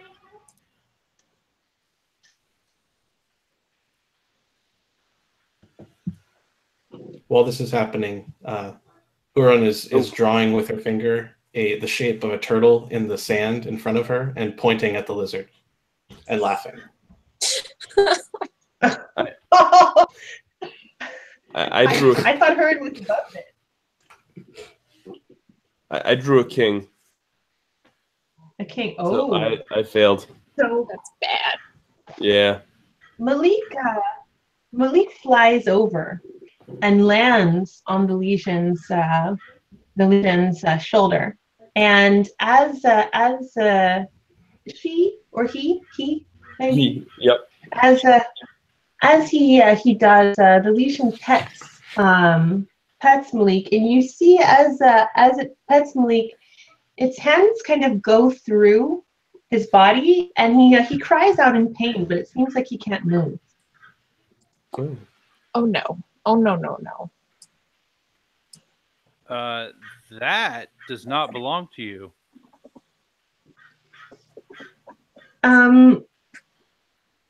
Doug, can you knock off a hit, Malik, please? Sure. Oh, he only has 3 hit points. Yes. That's not good. And the woman who was speaking to you before, Masili, she says, it's his familiar. Now give me Turtle now. This is not Turtle.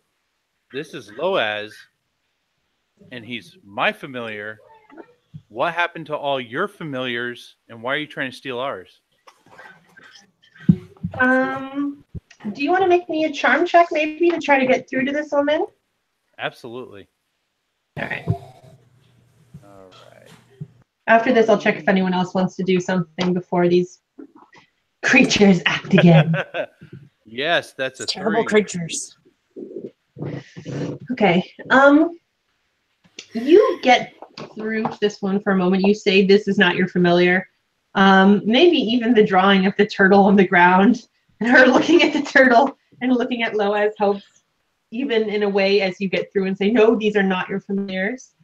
And you ask her what happened to your familiars. Mm-hmm. And she looks at you for a moment and goes it to her head and she says, I lost Turtle. That's him, isn't it? And she steps closer to you. Oh, She's now about 5 meters away or so.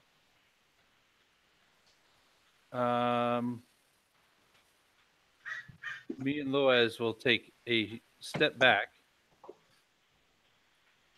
and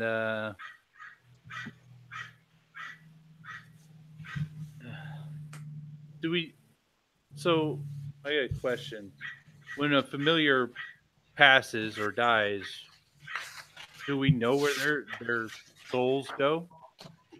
It depends on what your particular belief system is. Okay. They don't follow any particular. They don't have like a main religion. Right. Okay. Believe is that a familiar is another half. Both basically reincarnated to find one another in the next life. So,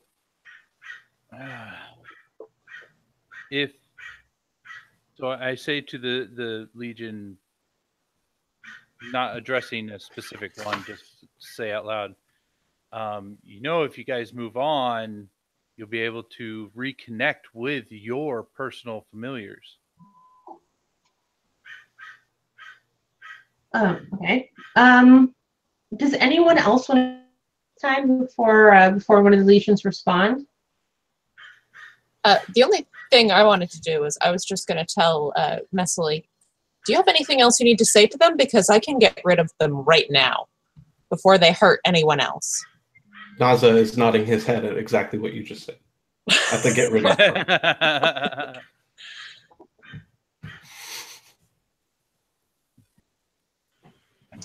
So if this isn't getting us anywhere, before they hurt Malik anymore or anything else happens, we can get rid of them.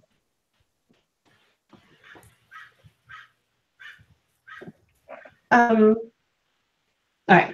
So, do you want to wait for their answer, Nasa?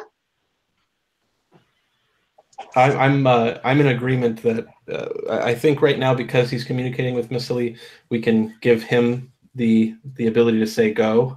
But when he says go, sorry, Missily. I mixed up names. So Missily, you don't want to say go. Yeah, you want to get this answer. You tell the woman, if you pass on, you can find your familiar. As she's answering you, the Legion takes another pet of Malik, and Malik loses another hit point. As you see the start of Malik's tail start to become a little bit translucent, but she does answer Missily at the same time, and you still have kind of gotten through to her. She's kind of at least gotten a little bit out of her haze, and she says, we're trying to move on, but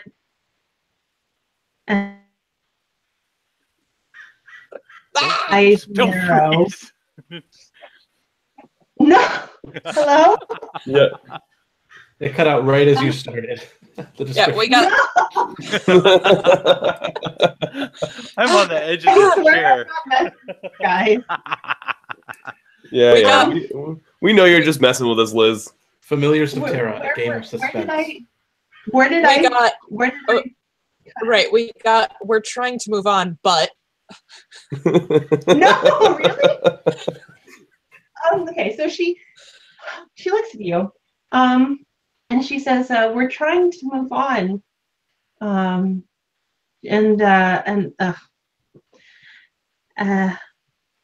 then she looks up at you and she says, "We're trying to move on, but you're trying to steal it."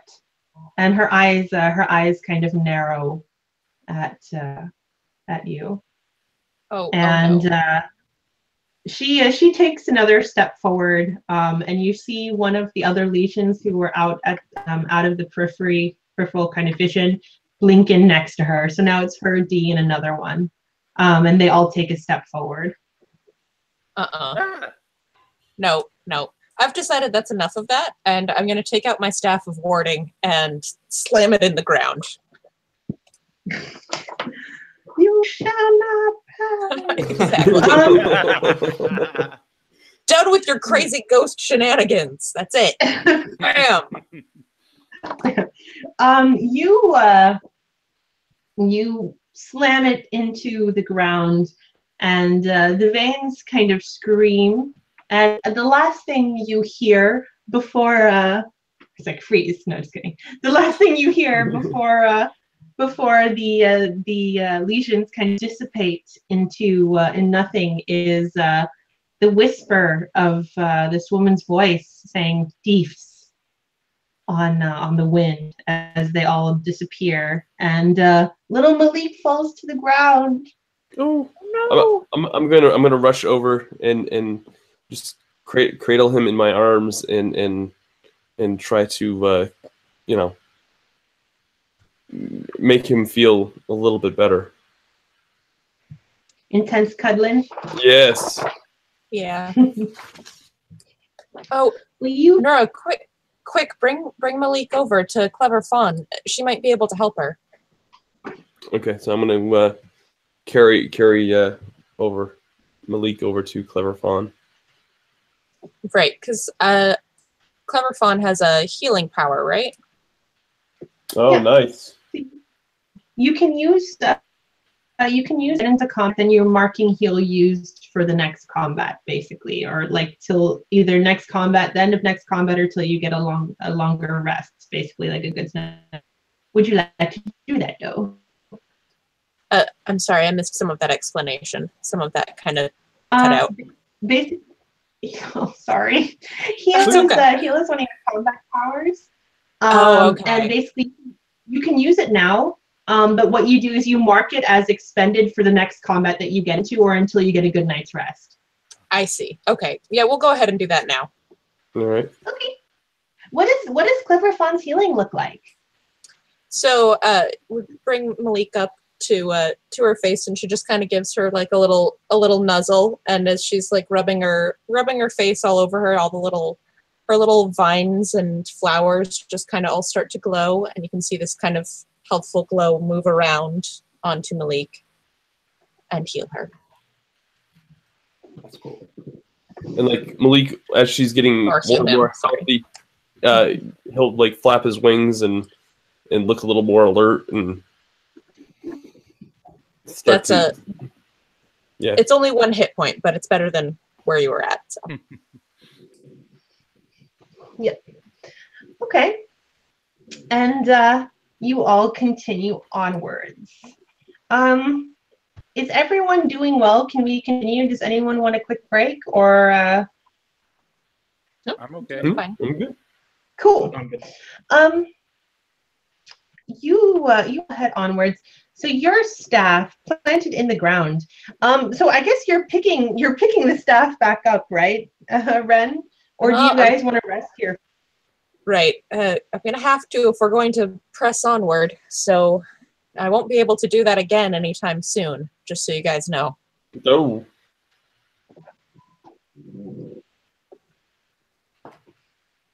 Okay. Good to know. Chimes back up.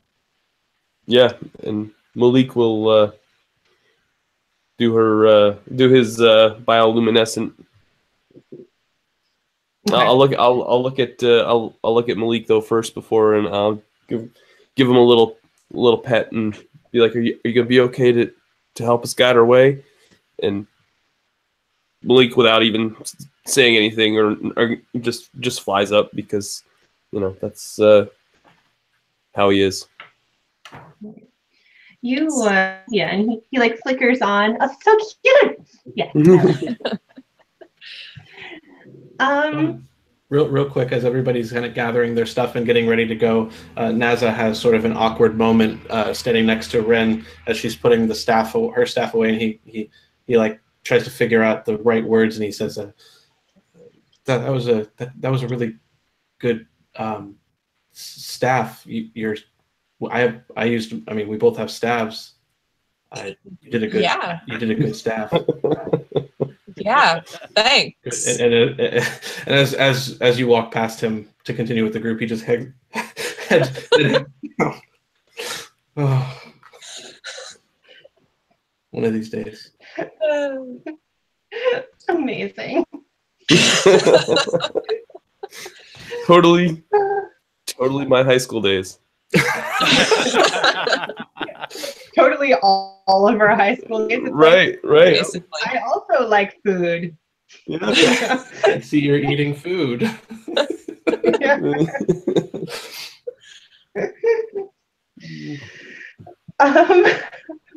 Right, so you all continue onwards as I think Naza probably trails collecting his ego as he follows after everyone. And you guys you head closer to your target. At this point, you're not being stealthy. So I'm just going to make a check real quick with my physical deck because I'm not getting on Roll20 again. We're hoping maybe we can give some Roll20 love this session. Oh. As you all head up to your target, you can see on your MDs, which basically kind of has a version of Google Maps or Moogle Maps or whatever you would like to call it. I guess Moogle is also trademarked, so like Google Maps. And you get closer to the target, which is on your MD, your little watch type thing. And you notice something in the distance. The first thing that you see is that there's almost on the horizon, there's almost a glow. But this glow isn't kind of the beautiful red and yellow of a sunset, but like a white, stark, eerie glow almost, which is, at the center of these large, black, sand-blasted kind of plains. And in the distance, you see something else. And what you see are, just for the second, you think you see the flickers of flashlights, which kind of go out. And they're much closer to kind of this white, eerie glow than you are. And that seems to be where your destination is.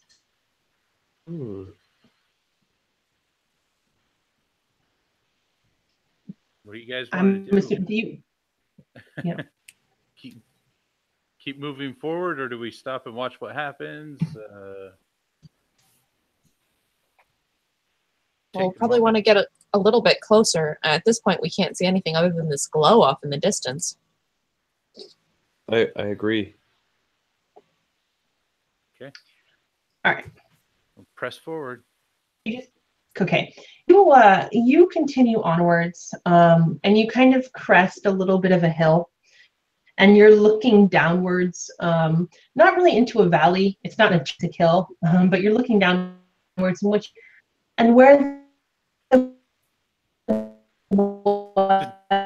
Oh no!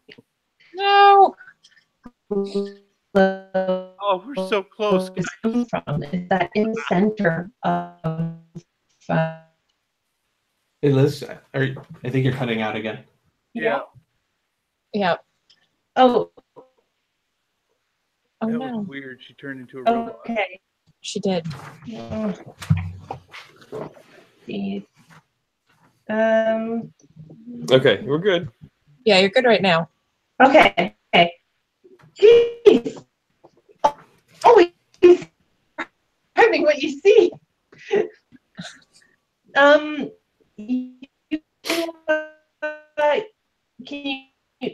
you guys can hear me? It's breaking up on my end. Yeah. Yeah, it was again on my end as well. Oh no. Anyone hear me? I'm leaving the.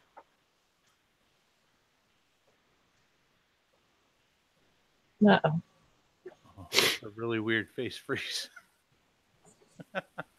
That's usually what happens to me with my Mooseville internet.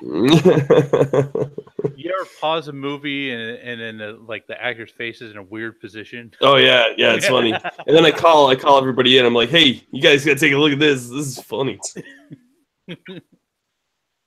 Hello? Hey. Oh, hey. Hey. Okay.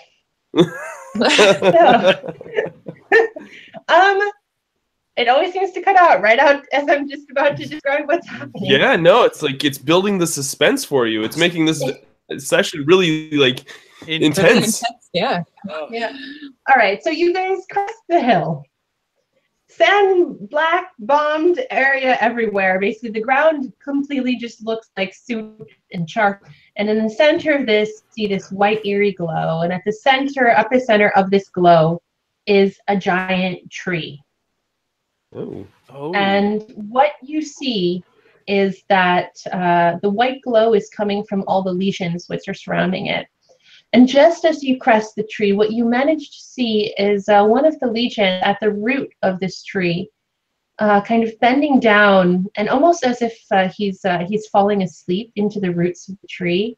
And you see the tree kind of grow slightly, almost as if another root kind of comes up and wraps itself around the base of the tree. Oh. This isn't a giant tree. It's about 3 meters tall or so. But you see that the leaves kind of hanging from it are almost encompassing all these legions, which are kind of drawn to this area. And you get a very peaceful feeling from this. But what you also notice is that coming down the other side of the hill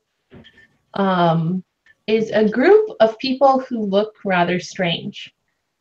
You haven't encountered people from Plinth before. You've only heard rumors because Plinth has basically closed its borders. And this, for all of you watching who don't know, Plinth is kind of an evil nation. Well, you know, an entire nation of people can't really be evil, but at least their leadership is. And they lost the war and they closed their borders. And what you see is a group of people. They're dressed all in black. They're all obviously on a stealth mission. But at this point, they don't care about being stealthy. They are beelining it for the tree. And what's strange about these people is you notice in kind of the white glow of all the legions, you see metallic bits welded on people. Like you see one woman and she has her arm's kind of chopped off and it's kind of replaced by this almost bionic looking arm. You see behind her, there's some type of catkin, though it's giant.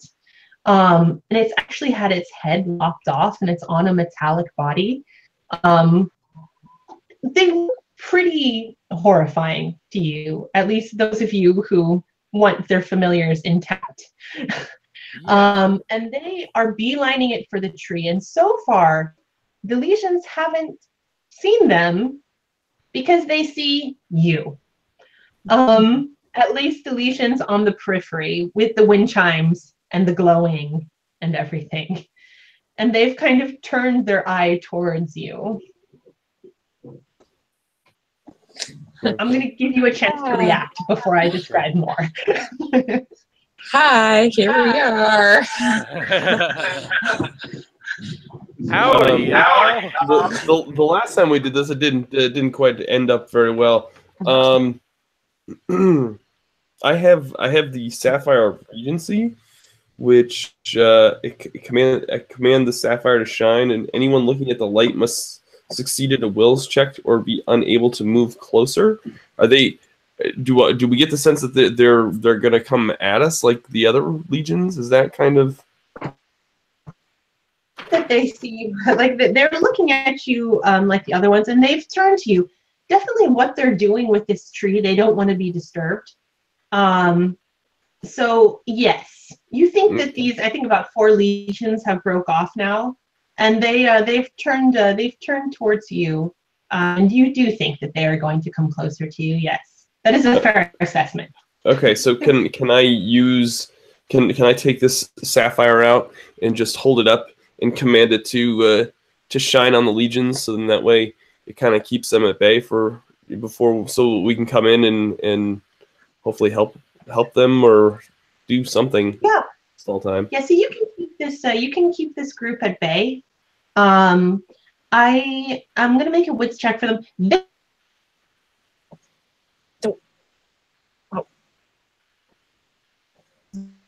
Do for each individual. Yeah. So I drew an 8.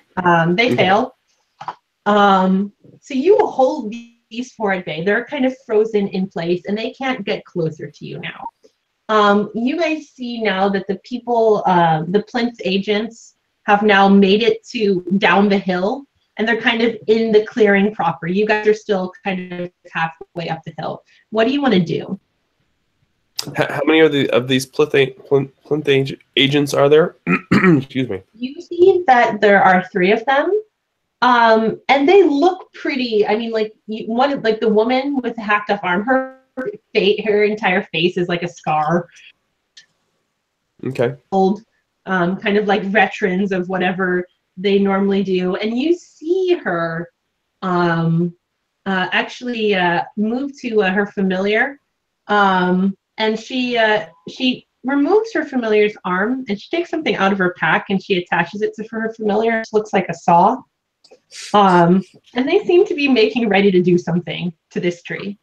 Wow, looks like oh no. Nura, do you think that you could have your familiar, while glowing, fly fast over the agents to draw all of the attention to them and not us?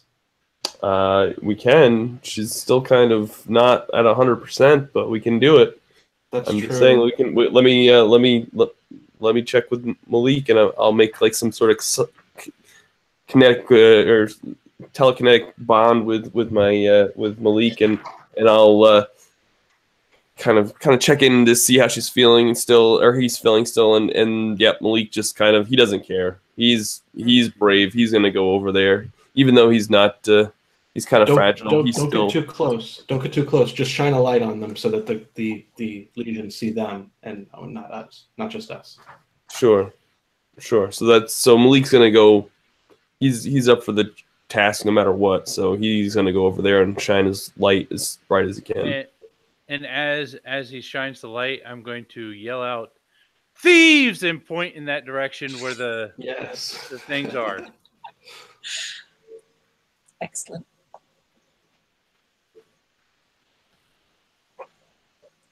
Oh, did we lose Liz again?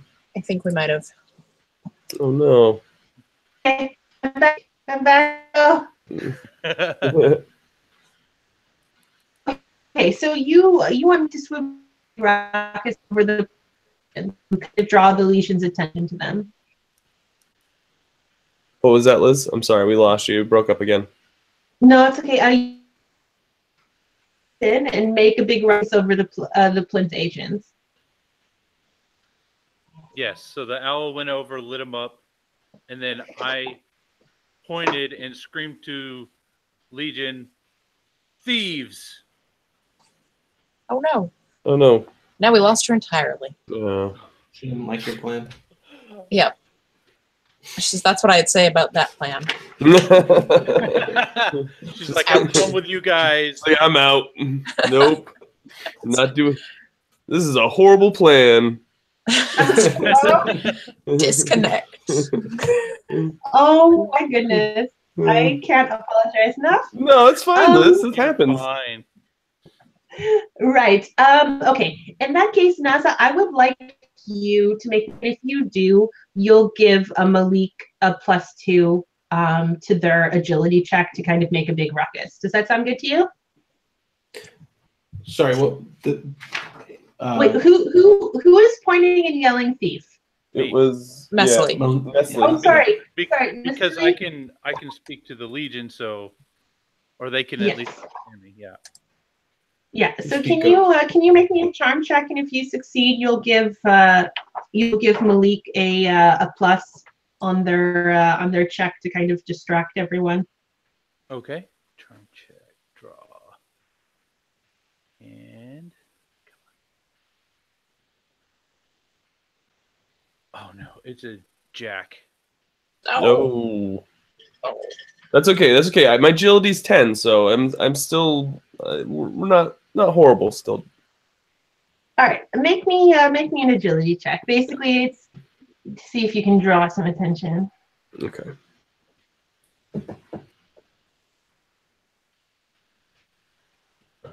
Of course, it's a queen. Oh no. We are not drawing good. We started out so well. Oh no.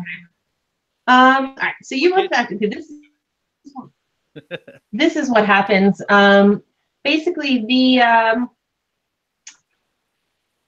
you receive, and that does get the Legion's attention, definitely. And Malik flying and swooping downwards also definitely gets the Legion's attention because they see where Malik has come from.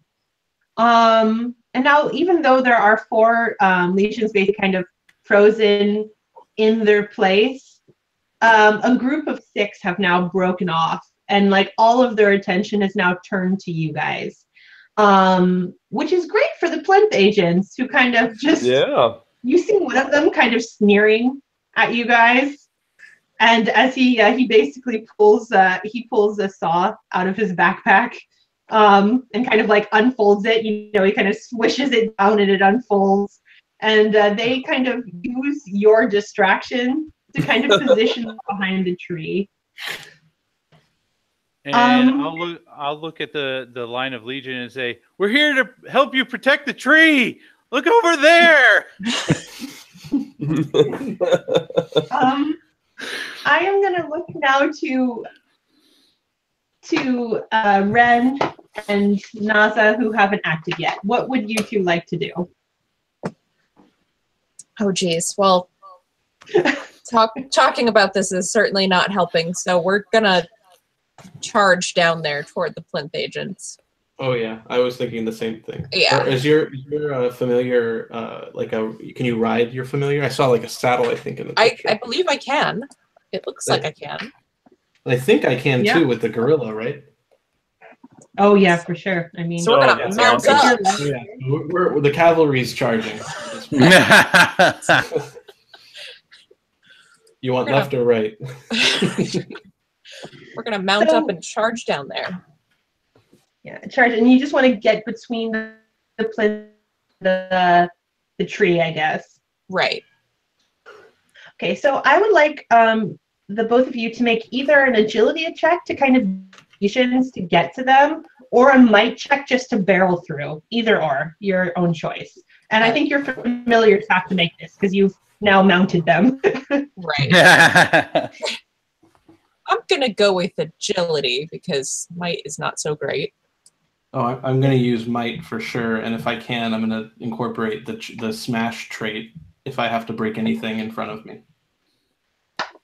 For sure, I think that trait totally works in this situation. So you get a +3 on your might there. I think your check can't fail now. Yeah, no, I don't think you can. Yeah, so it was a jack, but I have to get under a 10, and so I get a +3. All right, Nice, so nice. I got Something stops the gorilla. I got a 9, so I just made that. all right. So what does this look like, you 2? Please describe the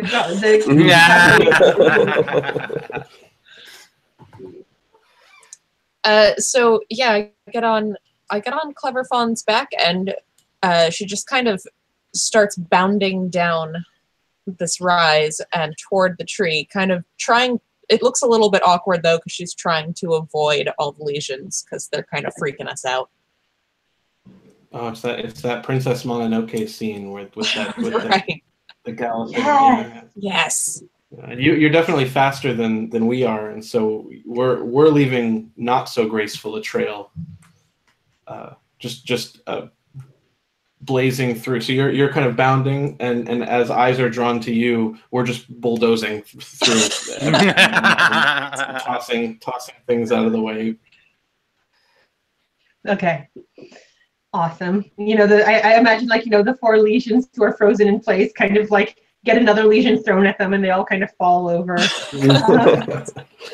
Bowling pins. And you both, I think Clever Fawn gracefully bounds in front of the Aegis, just as Huron she kind of slides in, standing there like planting her fist down in the ground.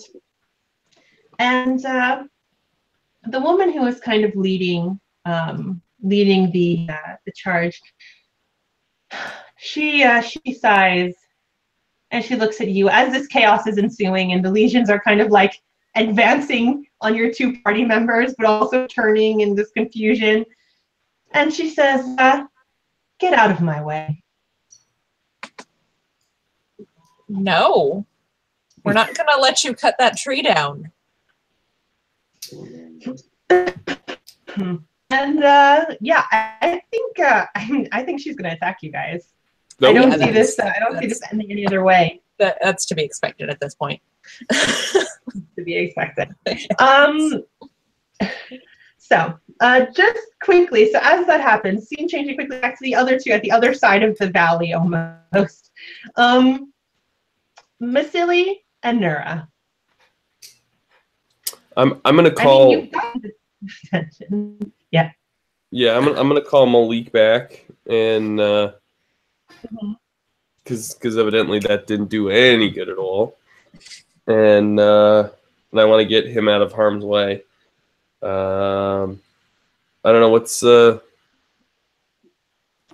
made a path for us. Why don't we just charge in? I'll take the lead. You can follow behind. All right, that sounds good. Okay, so we'll both be charging. We'll both be running down, like following the war path. Yeah, the departed legions. And Malik kind of falls in behind, like as we're running through, and he just kind of nice. Yeah, Lois is by my side. We're trucking along. Get right up in there. All right, so Nura, you follow your mentor into the heat of battle. Absolutely. As much as usually I wouldn't be that wouldn't be my instinct, but since since Mesley is kind of showing me how to be part of a group, that's what we're gonna do. All right. In that case, we are getting into a fight, people. Oh boy. Nice. How should we do this? Should I try getting on roll 20 again? Well, can you take? I was gonna say, because it uses 1 deck of cards, right, for combat. Every person has 1 deck.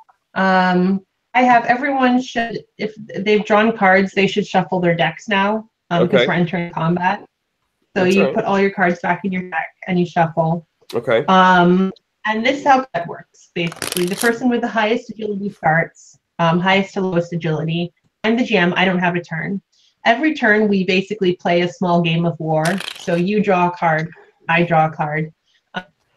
We want to use them with the highest agility because you kind of get to see. And then we play. Then we flip over our cards. And whoever has the highest card plus whatever their power is wins. That's that. And you play with a hand of cards. But we all knew that. I'm explaining this very terribly. I'm sorry. No, that's all right. Okay. Why don't we just we can play on Roll20, and if you want to do yours, you can just kind of. I don't I'll just show you guys my cards, and you can tell me what you have. Like, you can just call it out to me, maybe. That's Is fine. that all right Sure. with you? Yeah, that works. That'll work. Cards again. Okay, cool. I'm gonna go ahead and use my physical deck here. Okay. Right. So, who has the highest agility? What is everyone's agility? Mine. You're familiar, by the way. Only Familiar? familiars are. Mine is 10 for Malik. Yeah. Okay. Clever Fawn also has 10. Loaz has 10 as well. Which was the? Okay. Sorry. Agility. Okay. 9 and 9. Okay. Cool. No, in that case, all of you with who wants to go first. It doesn't really matter because you all get to go first if you have a preference. Otherwise, we can draw a card and see who has highest, and they get to go first. It doesn't matter. Whoever wants to go first can go first. I would almost argue that Clever Fawn should go first because she's kind of first in up there. Yeah, sure. She is, although I'm not sure what exactly she's gonna do. Okay, well, the first thing you can do is draw 4 cards. All right, So that's. I will do that. I have also done that. Nice. All right, so I have my 4 cards. Yeah, and then you can look at, so you can use your combat powers if you want, and you get a higher card than I am. Okay. Than I play, basically. We'll play them both face down, and we'll declare powers if we have powers. I see. And then we'll turn over our powers. My agility is 9, so I have a lower agility than you, so I'll declare if I'm using a power first, which helps you out. Okay.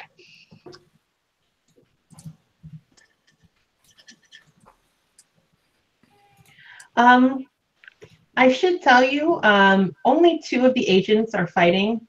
The other agent, the leader, basically, she is trying to position herself around you guys as your to cut down the tree.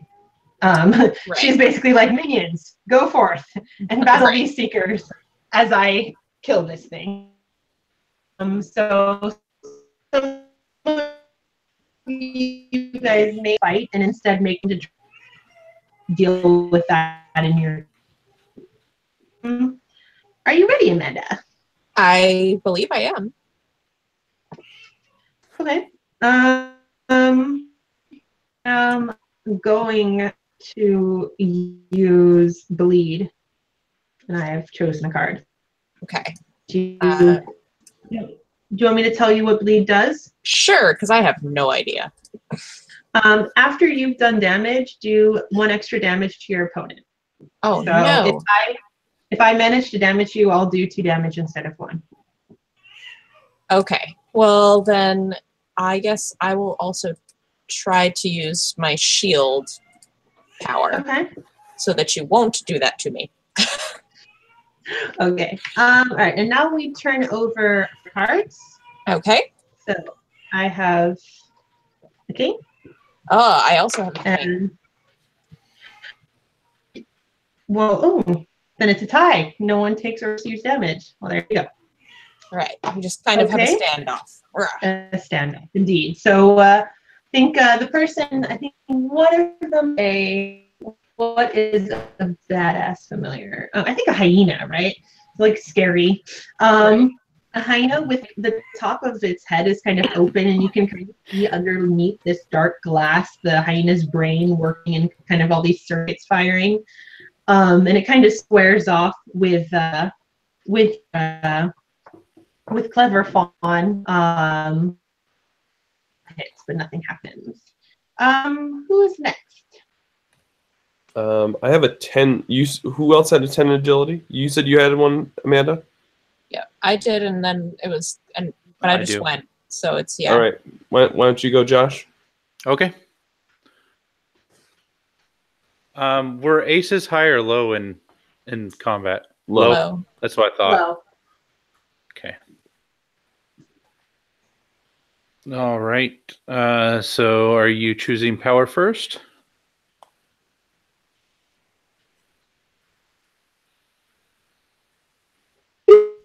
Whoa. Uh-oh. Uh-oh, I think we will. Frozen in combat. Oh no! The fear of the giant lizard just That's what it is. freezes your opponent. It's true. Loaz has puffed himself up quite large.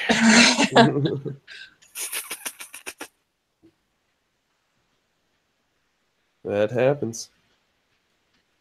Lizards will do that. They will. They will.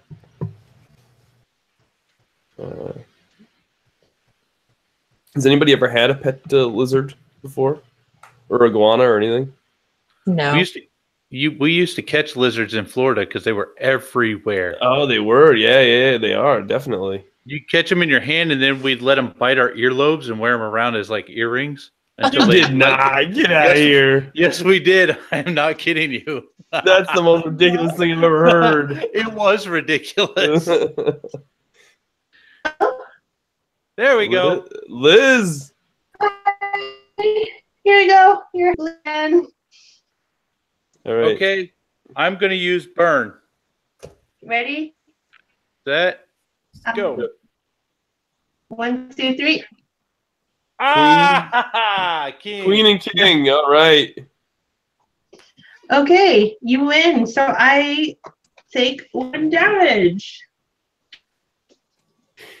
Nice. Discard That a is, random.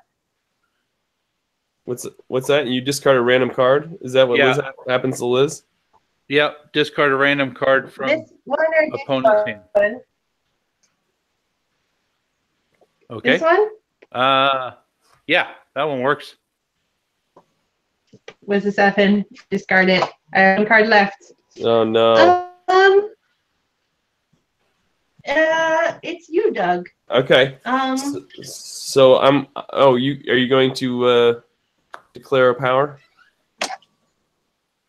I'm not going to use. Actually, no. Yes, I am. I'm going to use shield. Okay. What does shield do? I'm going to block all damage. Oh, you're going to block all damage. Okay. Well then, I'm going to pick a card, and I don't have to use a power right now if I don't want to?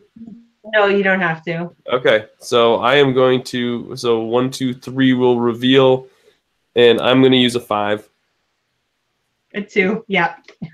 I blocked that damage because you guys see what happens with the hyena. How does this block look like? I think.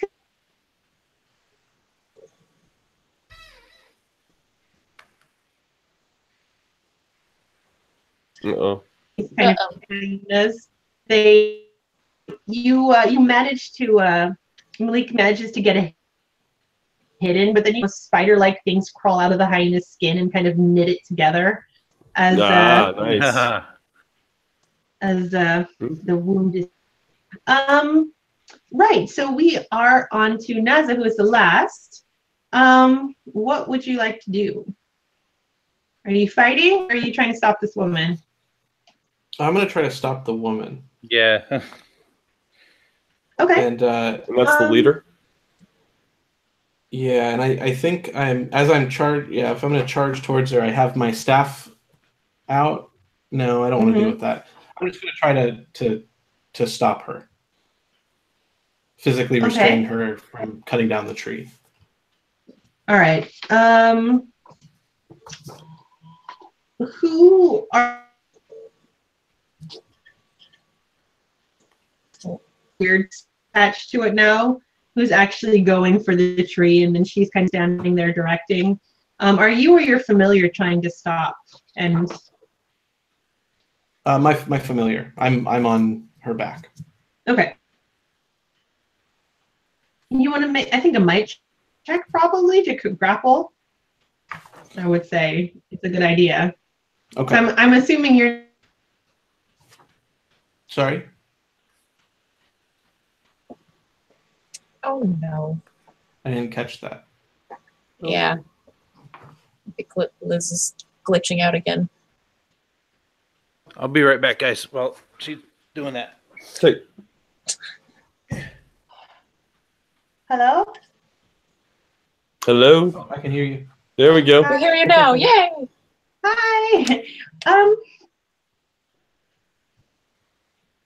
Oh, Actually get on my phone with my 4G because I think that might be better. Give me 1 second. Okay. Yeah, that's worth a shot. Yeah, well, I'll be right back. Okay. So in the meantime, if you haven't checked out the Familiars of Terror Kickstarter, you should. It still has quite a few days left on it, and you're helping Angry Hamster Publishing put out another title. They've put out such titles as Witch, and I think there was one other one.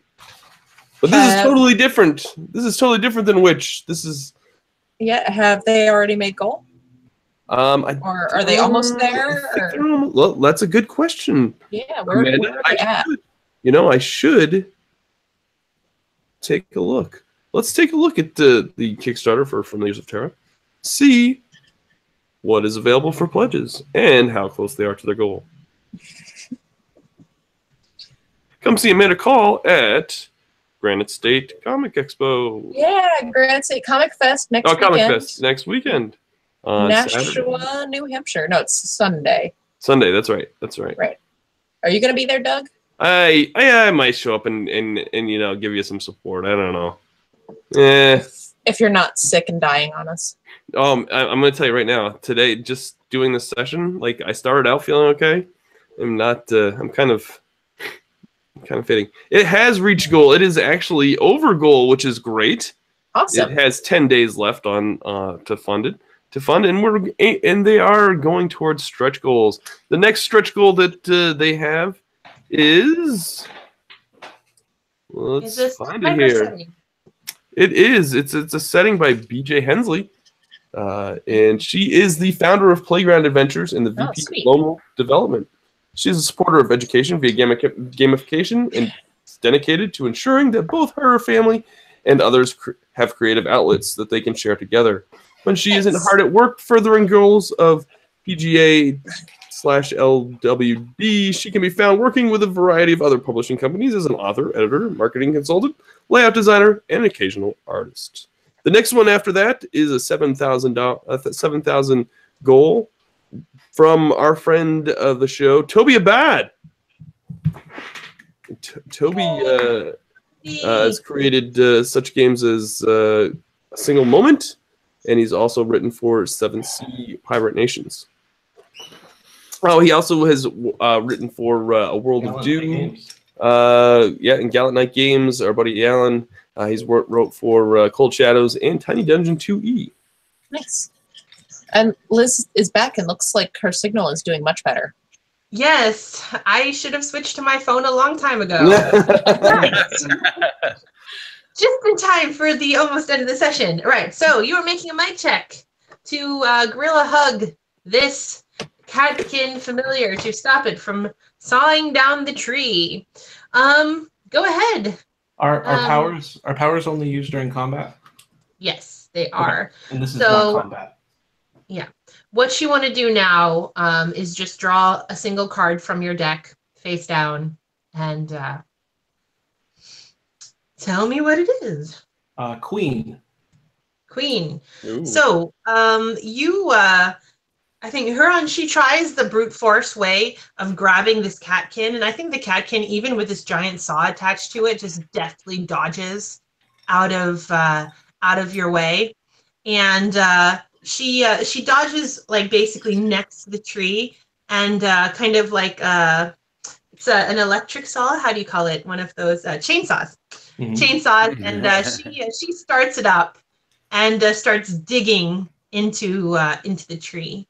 Oh. And what you see now that it's the end of the first round is that the tree starts almost crying out this liquid, kind of this white spiritual liquid, and you see it kind of wisping off, almost like this wound kind of bleeding down into the ground as this catkin is sawing into it. The lesions now all have their undivided attention. And they don't seem to be differentiating between friend and foe because they just don't know. It's just a big mess. So I would like every character to make me an agility check, and if you fail, take a damage as the legions grab at you. Oh no. Can my action be to use my staff? Sure.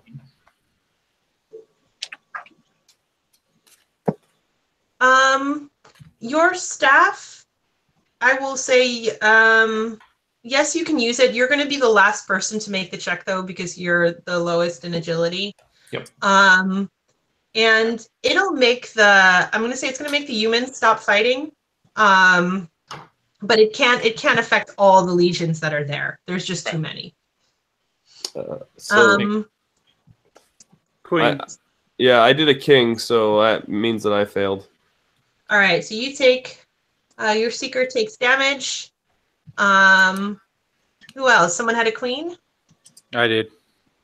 All right, so your seeker also takes damage. Amanda?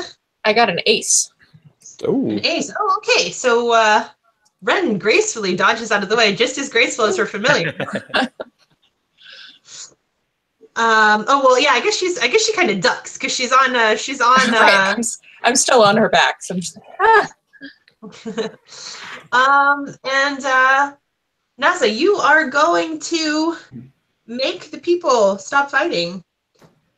Sure, they need to make a might check. I shall do that. I shall check what my might is. That is my might. I need a 10 or lower. My two. claim was this. Oh, it's lower than there. They're making might checks. I get it. Yeah, for your staff, right? Because they need to make a might check or lower. Stop fighting. They do not stop fighting. No. Now I'm gonna have to hit them with my staff of peace. Well, I mean, your gorilla's. Does your gorilla like grab the staff out of your hand? Like you're using that wrong. Exactly. It's used to Pass offense to crush. You get the feeling that the legions are not going to leave you people alone. So you have a couple of problems. You have the problem that the tree is getting chopped down, and that the legions are now have your attention, undivided attention, and also that the plinth agents also have your undivided attention. And it is now Ren's turn. Oh, goodness. Okay. I forget. Do I draw back up to my full hand, or at the beginning of the turn, or not yet? Oh, okay. I see. Geez. Yeah. So it's. Wow. I'm not even sure what on earth I'm gonna do. So I am still on Clever Fawn's back at this point, and it's Ren's turn, right? Yeah. Right. Okay. So you can always, in combat, if you want to make a check to like do something else besides for fight, you always can. In that case, you just need to put your hand down and draw a card as you would a normal check. Right. Okay. I see. Yeah. At this point right now, there's not an awful lot that Ren's going to be able to do. She expended her staff earlier, so... am I able to just kind of hold and let other people go through the turn and come back in later? You can. I mean, like, so there's two other people with a 10, right? So you can wait for the two others to make their check first or do something, and then you can come back in. Okay. So we have, who was next after that? I think, Doug, that was you, right? You were after Amanda? Yeah, Malik has a 10 agility. Right. Yeah. Okay, so what do you want to do? I think he wants to. I'm gonna attack the. Yeah, I think I'm still gonna fight. Okay. I am not gonna use a power this turn. I'm gonna use bleed this turn. Okay. Can you read that out for us? Bleed says after you've done damage, deal 1 extra damage to your opponent. Ooh. Okay. Yeah. Spicy, as we say in Dutch. Yes. Okay. I have my card. All right, so I have a jack. Oh, okay. 8. Oh. I do take 2 damage. Okay. One of the hyenas is not looking so good. I think does Malik like get on his head and like pull open that glass thing? That's exactly. He swoops down and takes his talons and like tries to rip it off. All right, as the hyena is basically viciously thrashing, trying to get the thing off of it. Right. I think, Masili, it is your turn now. I will continue fighting. Okay. And let's see.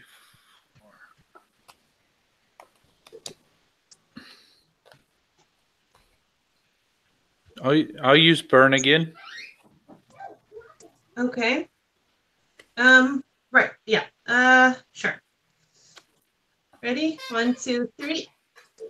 King. 4. No. Okay. 1 more damage. Yeah, the hyena is looking at his last. Like, which card do you want me to discard? This one or this one? The other one. This one. Yeah. No. Okay, 4. Oh. Okay. Amanda, it's back to you now with 10. Okay. I guess that at this point, Clever Fawn's going to continue to try to fight the hyena that's mostly already dead, if possible. Okay. Yeah, sure. So, I want to use a power. right. I don't have any power to use, so I will not be doing so. Okay.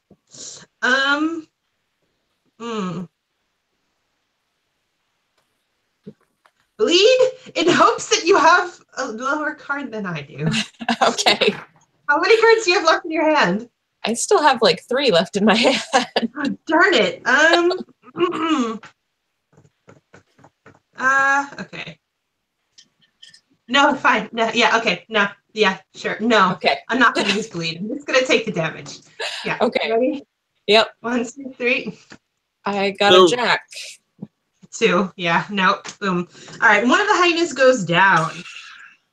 Yeah. There is only 1 hyena left. Basically, yeah. What is the final?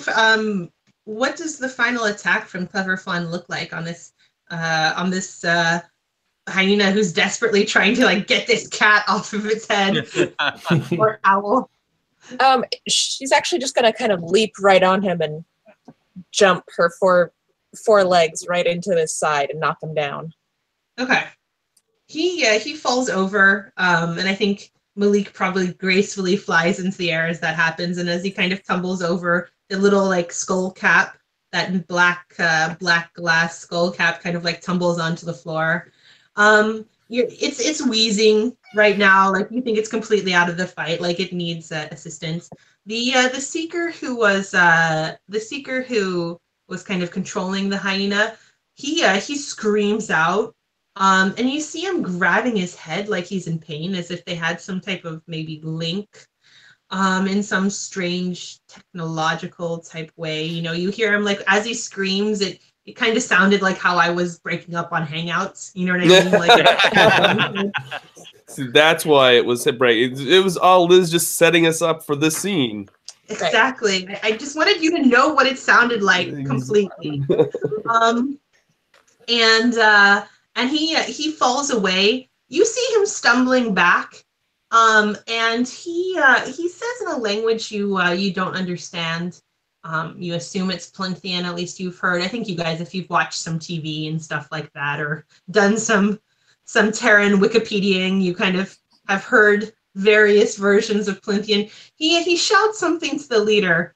And she kind of snaps at him as he stumbles backwards, and the other man continues to fight with his hyenakin, spurned on by his ally falling to the ground.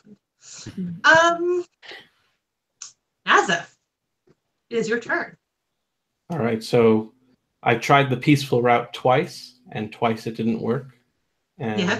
So my character, Naza is a great warrior, and his familiar is also very powerful, but we try the peaceful route. But when that fails, the the fight needs to be over fast. We're just going to end it as quickly as possible. And so I just let my familiar loose on this cat creature with the chainsaw, and it's going to be one of those kind of both fist kind of attack. And I think Bash and Rage are two of the powers I have, but those don't add to the damage.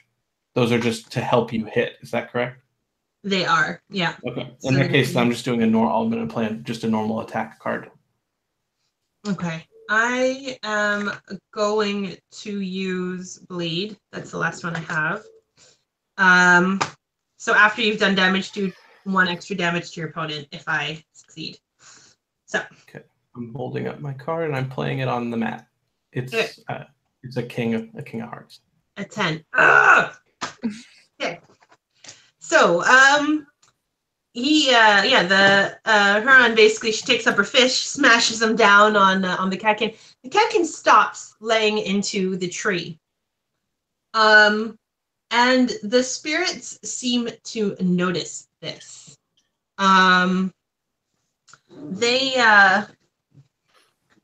They at least they see that you stopped the tree from being hurt, so they don't attack you this round, but they do attack the plinth agents. And they draw a card. Oh. And they fail at their agility check to dodge out of the way. Right. So the legions they grab at the hyena king, and the plinth agent who is kind of trying to get away. You see the hyenakin who is kind of lying on the ground, like take its last breath. And the man who was running away, he kind of he gets grabbed on the ankle, and he just screams and he runs for it. The two who are still in the fight, they also get kind of grabbed by the legions as the legions are closing in on you guys. And you think it's kind of, yeah. The legions are getting closer and closer. Right. It is Amanda's turn. All right. So the Flinthians at this point are they all starting to fall back now, or? They haven't fallen back, but you see that the legions have kind of encircled you guys and the Plinthians. And basically Huron's attack kind of gave the legions room to kind of encircle all of you. Right. And they're kind of stepping closer and closer. Okay, I think we should probably get out of here now, guys. That's probably a good idea. So that's what we're going to attempt to do. Clever Fawn is going to try to leap out of this ring of legions if we can. Okay. Make me an agility check. All right. So let's see. She's got an agility of 10. Draw a card. 10. I just met it. Okay. All right. So you leap out of the group. Nura, what are you doing with your familiar? I have my familiar has this heart sight, which once per session the player may ask whether a character the familiar can currently see has good or bad intentions regarding a topic of their choosing. Yeah. And I'm wondering if I can have Malik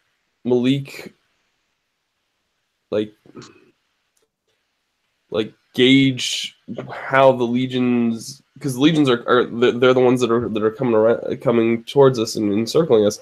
I wonder if she can, or if he can gauge if there's good intentions or bad intentions, if they've determined that we're trying to help them or not, protect their tree.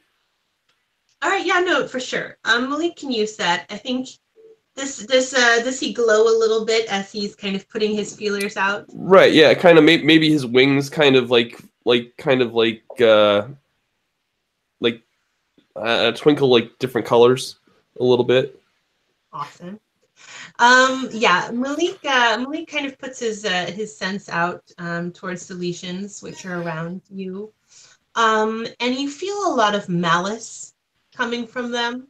You know, he feels that very deep in him, and that's just something that like your owlkin instinctually understands, this malice. But you don't know if it's particularly directed at you. You just get the feeling that these things want all the humans here gone. Because it feels like underneath all that malice, you do feel a sort of peace and a wholeness coming from the tree. And so it's not really directed at you, and you feel like these things will probably let you leave, but they're not going to help you. And it may be dangerous just to try to go through them. Okay. So yeah, in that case, we're gonna try to make an exit somehow.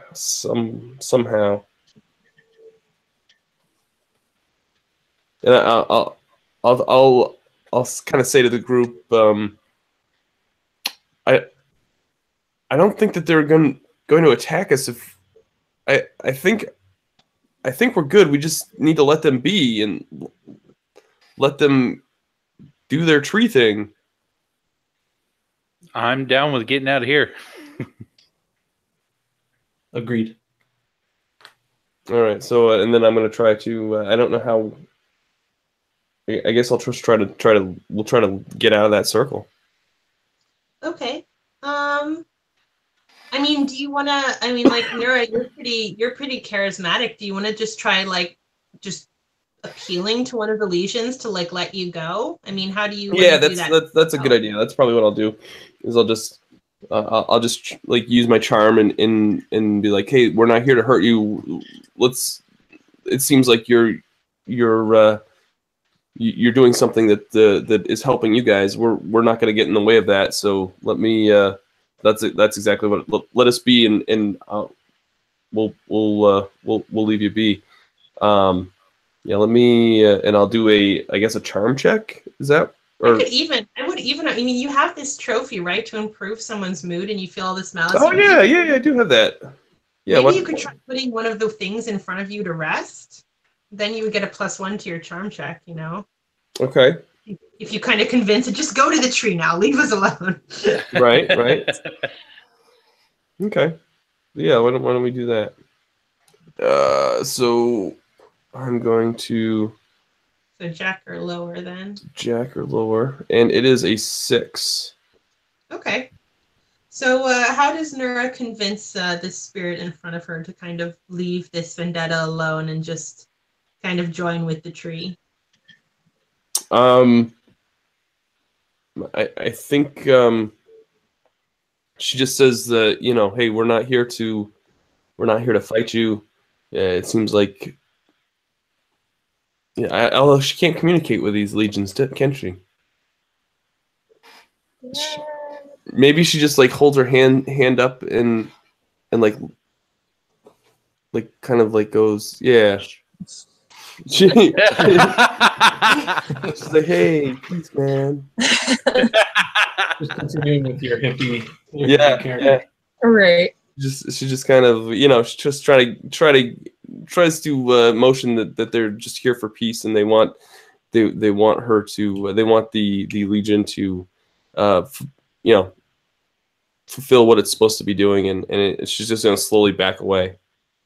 Okay, I think that works. I mean, I think Nura is an artist who works physically, at least with trees, so I think she's very aware of her body and how to move to convince someone of something. That's part of the physicality of her art.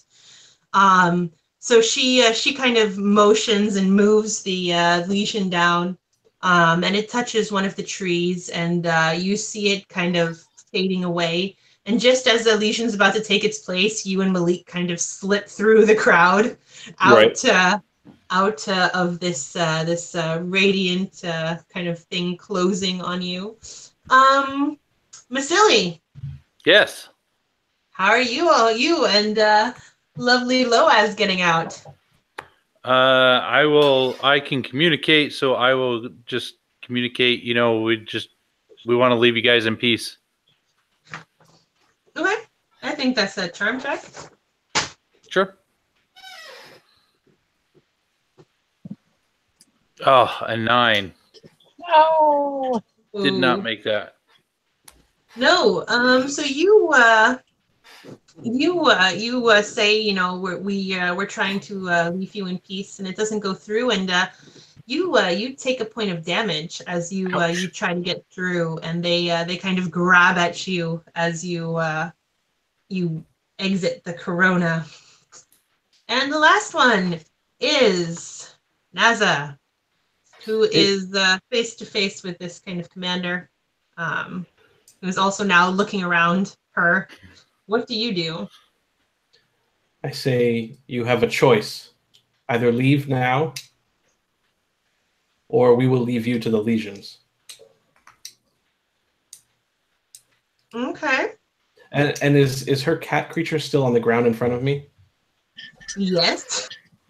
Because I think that my familiar is ready to continue to do this, to pound on the... So instead of escaping, you're going to continue with combat. Well, I want to make sure that we've neutralized the threat. Okay, well that means not escaping and continuing. She's not neutralized yet, or do you want to try to intimidate her? I think I'll try to intimidate her first. Yeah. Okay.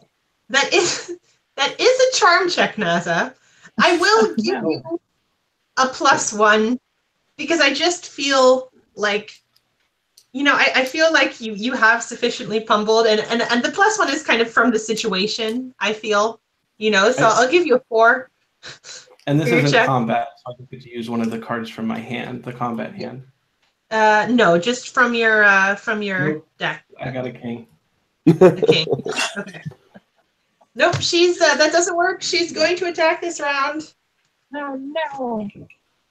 No. And I am going to use shield to block all damage to me. And I have this card.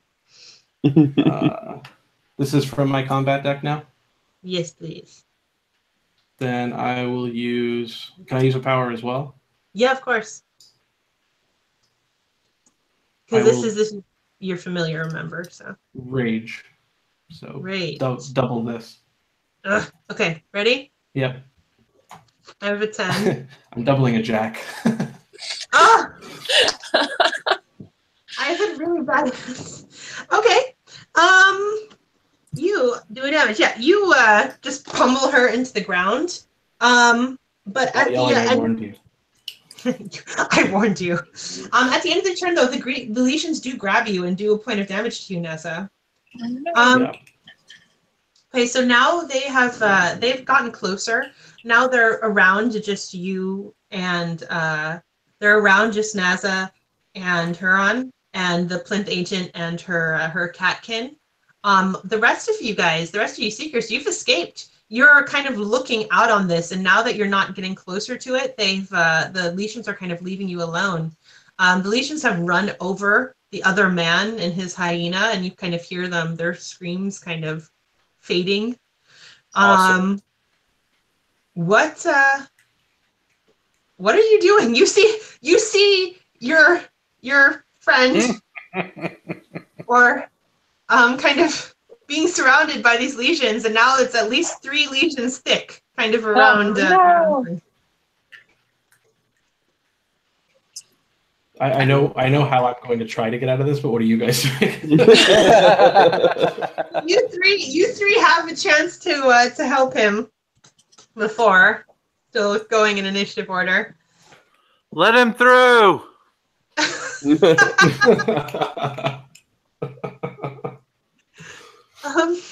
Right. Anyone else? I No. We'll count in a moment, but anyone else? Loaz is snickering. Of course. Let's see. I have a...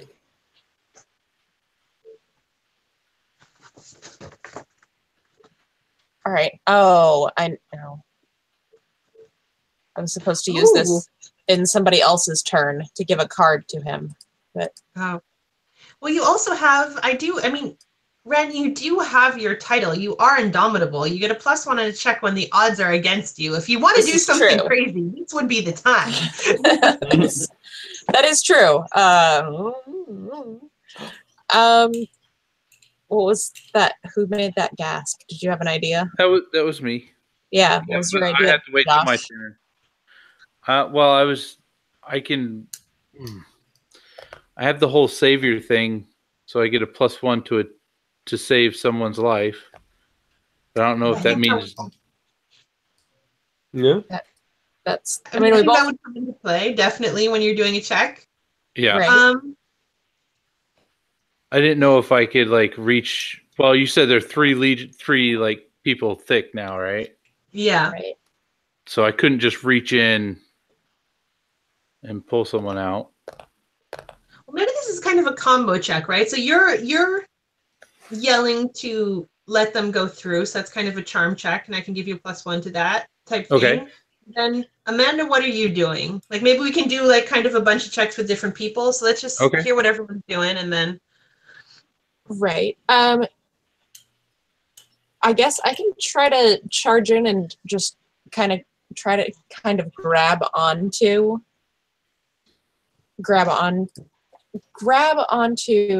NASA and try to like drag him out of there. Okay, so you just like grab him up by his collar or something like that. Right, and just kind of try to like grab him and run back out of there, pull him out of the crowd. Okay, that's totally possible. Now I see the only base we don't have covered is poor Huron, who is definitely not grabbable and pull outable. No, way too large for that. So do we have some ideas, Nura and Naza, or Nura and Huron, I guess, how that's going to happen? Well, the cat creature. Well, we were pummeling the cat creature who was cutting down the tree. So we're next to the tree. Yeah. So I'd like my gorilla to go up the tree and then leap over the like outside of the circle. So up and then away as quickly as possible, leaving the legion surrounding just the two bad people. Okay. Yeah. And do you want to assist in that in any way, Nura? I don't know how I could.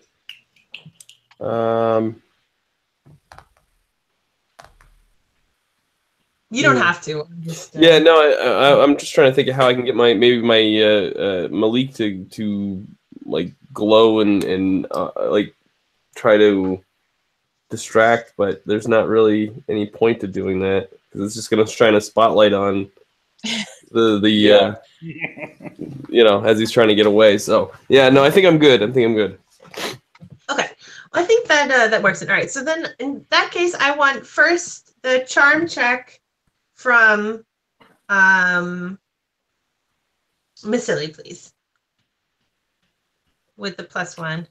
2. Awesome. All right. So you call and you tell Legions, get out of the way. We're trying to help you. As Ren charges in on top of Clever Fawn. And can you make me an agility check, I guess, right? To grab NASA off Huron's back. Yeah, I got a 3. All right, Yeah. so you through the cleared out space, you grab NASA and you kind of like throw him Legolas style on the back of your. Oh, can you have used your staff to like reach out? That I grab the staff instead. Yes, and pull there me we up go. with that. As as I think probably Huron's taking a flying leap towards the tree to bound up the tree and make a mighty jump over the legions into safety. So can you make me a might check, Huron, please? I got a 2 also. Hooray. And as Ren swings NASA onto the back of Clever Fawn, Huron bounds up the tree. Kind of bounds over the branches of the tree and leaps over the group of legions who slowly coalesce on top of the plinth agent, who begins to scream. I warned them. I think they didn't listen. you guys get out of there, don't you? Oh, yes. Oh yeah. Expeditious retreat time. Hey, Ren, that was another good use of the staff. You did good staff. Yeah, I'm glad you're okay. Great staffing right there. Thanks for doing it. Some great stuff.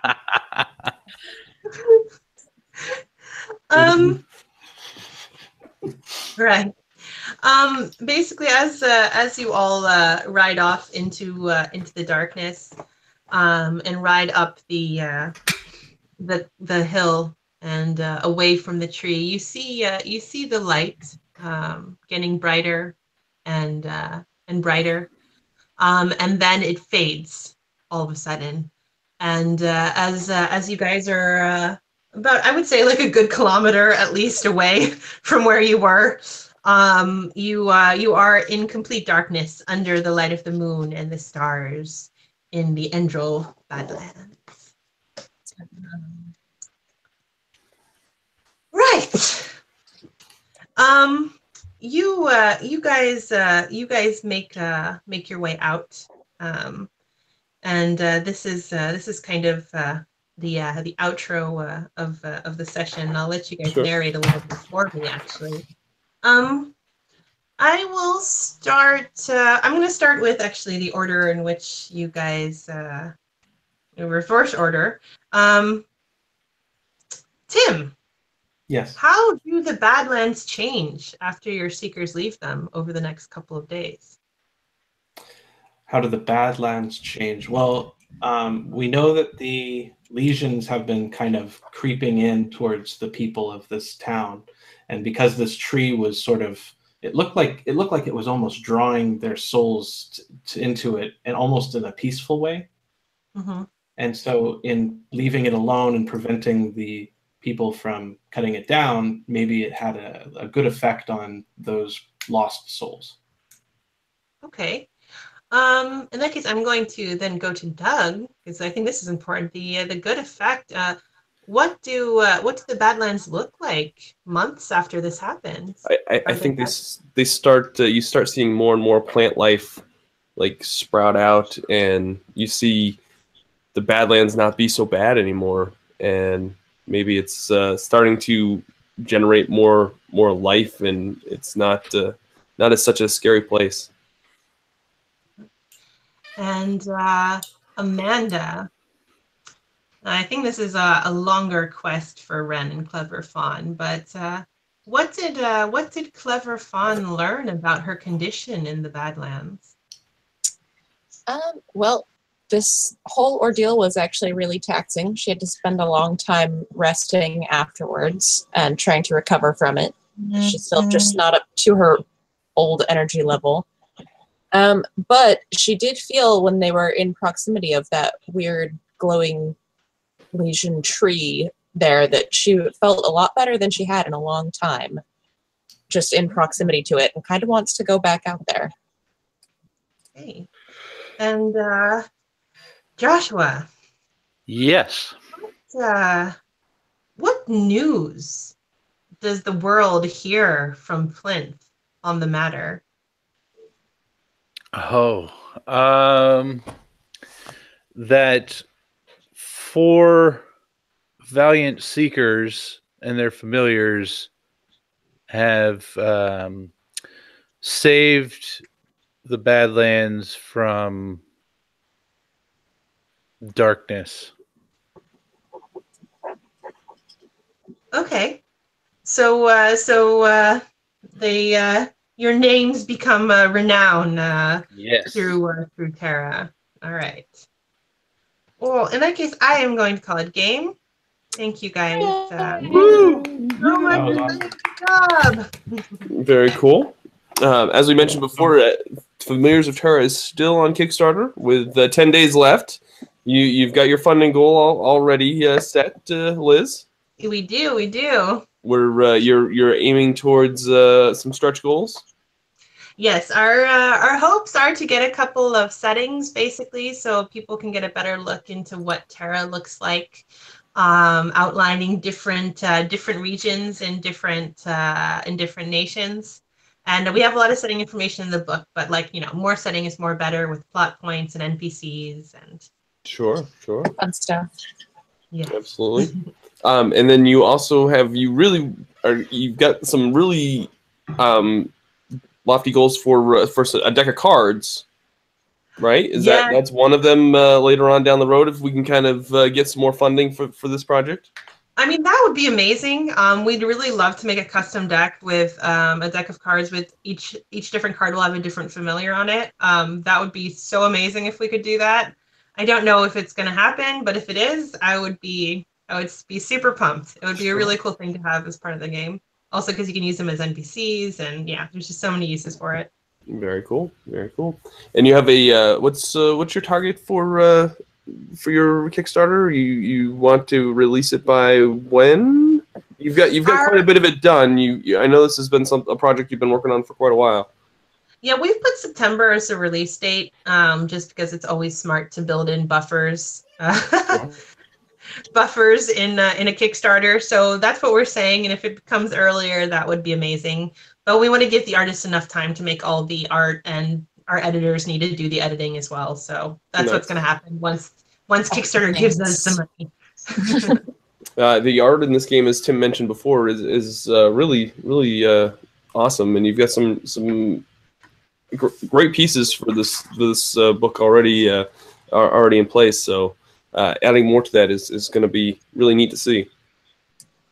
Definitely. Our artists are so talented. I love what they've done so far, and we have some really cool pieces, like full page artworks. That's all the artworks that we are commissioning after this are going to be full page. So I'm excited to see them, and a couple of backers animals will be in the Kickstarter as well. So that's going to be cool. That's great. Do you still have pledges for those available? Do you? Is there still? I can't remember. I've got the Kickstarter here in front of me. I should probably just reference it, knowing me. No, one left. One left. Spot left. Oh, that's right. So if you would like to have your own familiar, your own personal familiar in this game, go check that pledge out before it's too late. Indeed. And you can there's also a pledge for if you want to have a tale of your seeker in the game as well. We can do that. We're going to write up these half-page tales about seekers and their epic deeds, and then you will be a key NPC in the book. So that's also pretty cool. Very awesome. All right, Liz, thank you so much. Sorry that we had some technical difficulties during the stream, but it did provide a couple, tense moments, which was nice. It's true. It did really up the tension.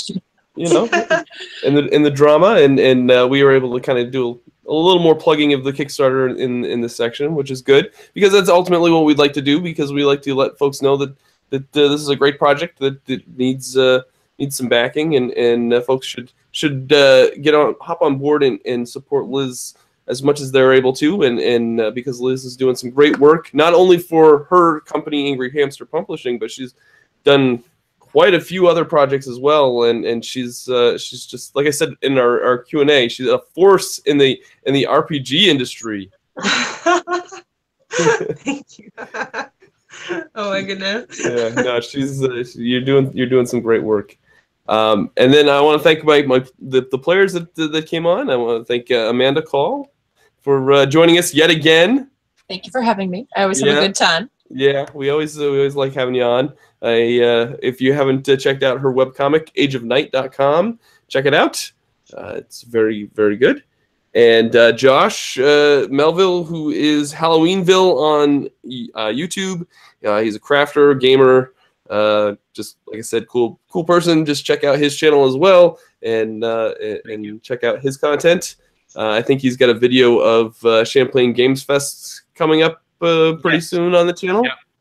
Yep. So just on the editing room floor. Feel free to ignore all the clips that I'm in, because those are the ones I expand. Oh no, those you should just cut and leave on the editing room floor. But yeah, no, I wasn't able. I was hoping to do a little bit of content for Champlain Games Festival. That was a great event, and I was just too busy. I couldn't even record a podcast, which I was hoping to record a podcast there. But oh well. And then Tim, Tim Devine, thank you again for coming on. This like what I say. This is the month of Tim here on VCG. Tim, you are a great player at these actual plays, and I'm so excited when you can come on and do this. And you're doing some great stuff, and I'm excited to see. I think 2018 is going to be the year of Tim before it's all said and done. So I'm excited to see what else you got going on and see your success as well. Well, thank you so much for having me back. It's as Amanda said, it's fun every time. So No thank problem. you very much. Thank you so much, Liz, for running the game. Thank you guys for playing. I'm Yes. so sorry about the technical issues. That happens. It's what happens when you use the internet for these kind of things. Yeah, pretty next much. time we'll just fly you in, Liz, and we'll just do it in person in studio. Fair enough. How about that? We'll work for food. We'll jam for food. Nice. Hey, Liz, are you going to be at any conventions here coming up? We are probably going to be at Spiel in Germany. We are not going to be stateside this year, unfortunately. Okay. Maybe next year sometime. Hang out with all you cool people.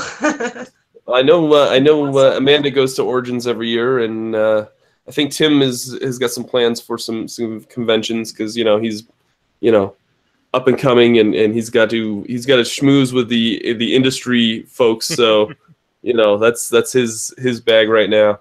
But yeah, I don't know. We might be at. I think we might be at PAX Unplugged this year. Have they announced when PAX Unplugged is going to be this year? I don't think so. I don't know. Yeah, I'll have to take a look at that, but I don't know if we're going to get to Gen Con or Origins this year with my work schedule. It's a little bit tough, but I hope eventually we all can get together and actually play in person. That would be awesome. That would be so cool. That would be great. It would be great. All right, folks, that's going to do it for us today. I want to thank everybody that's watched. If you like this video, please give it a like down below. Go back to Familiars of Terra. I'll put a link in the description of this video.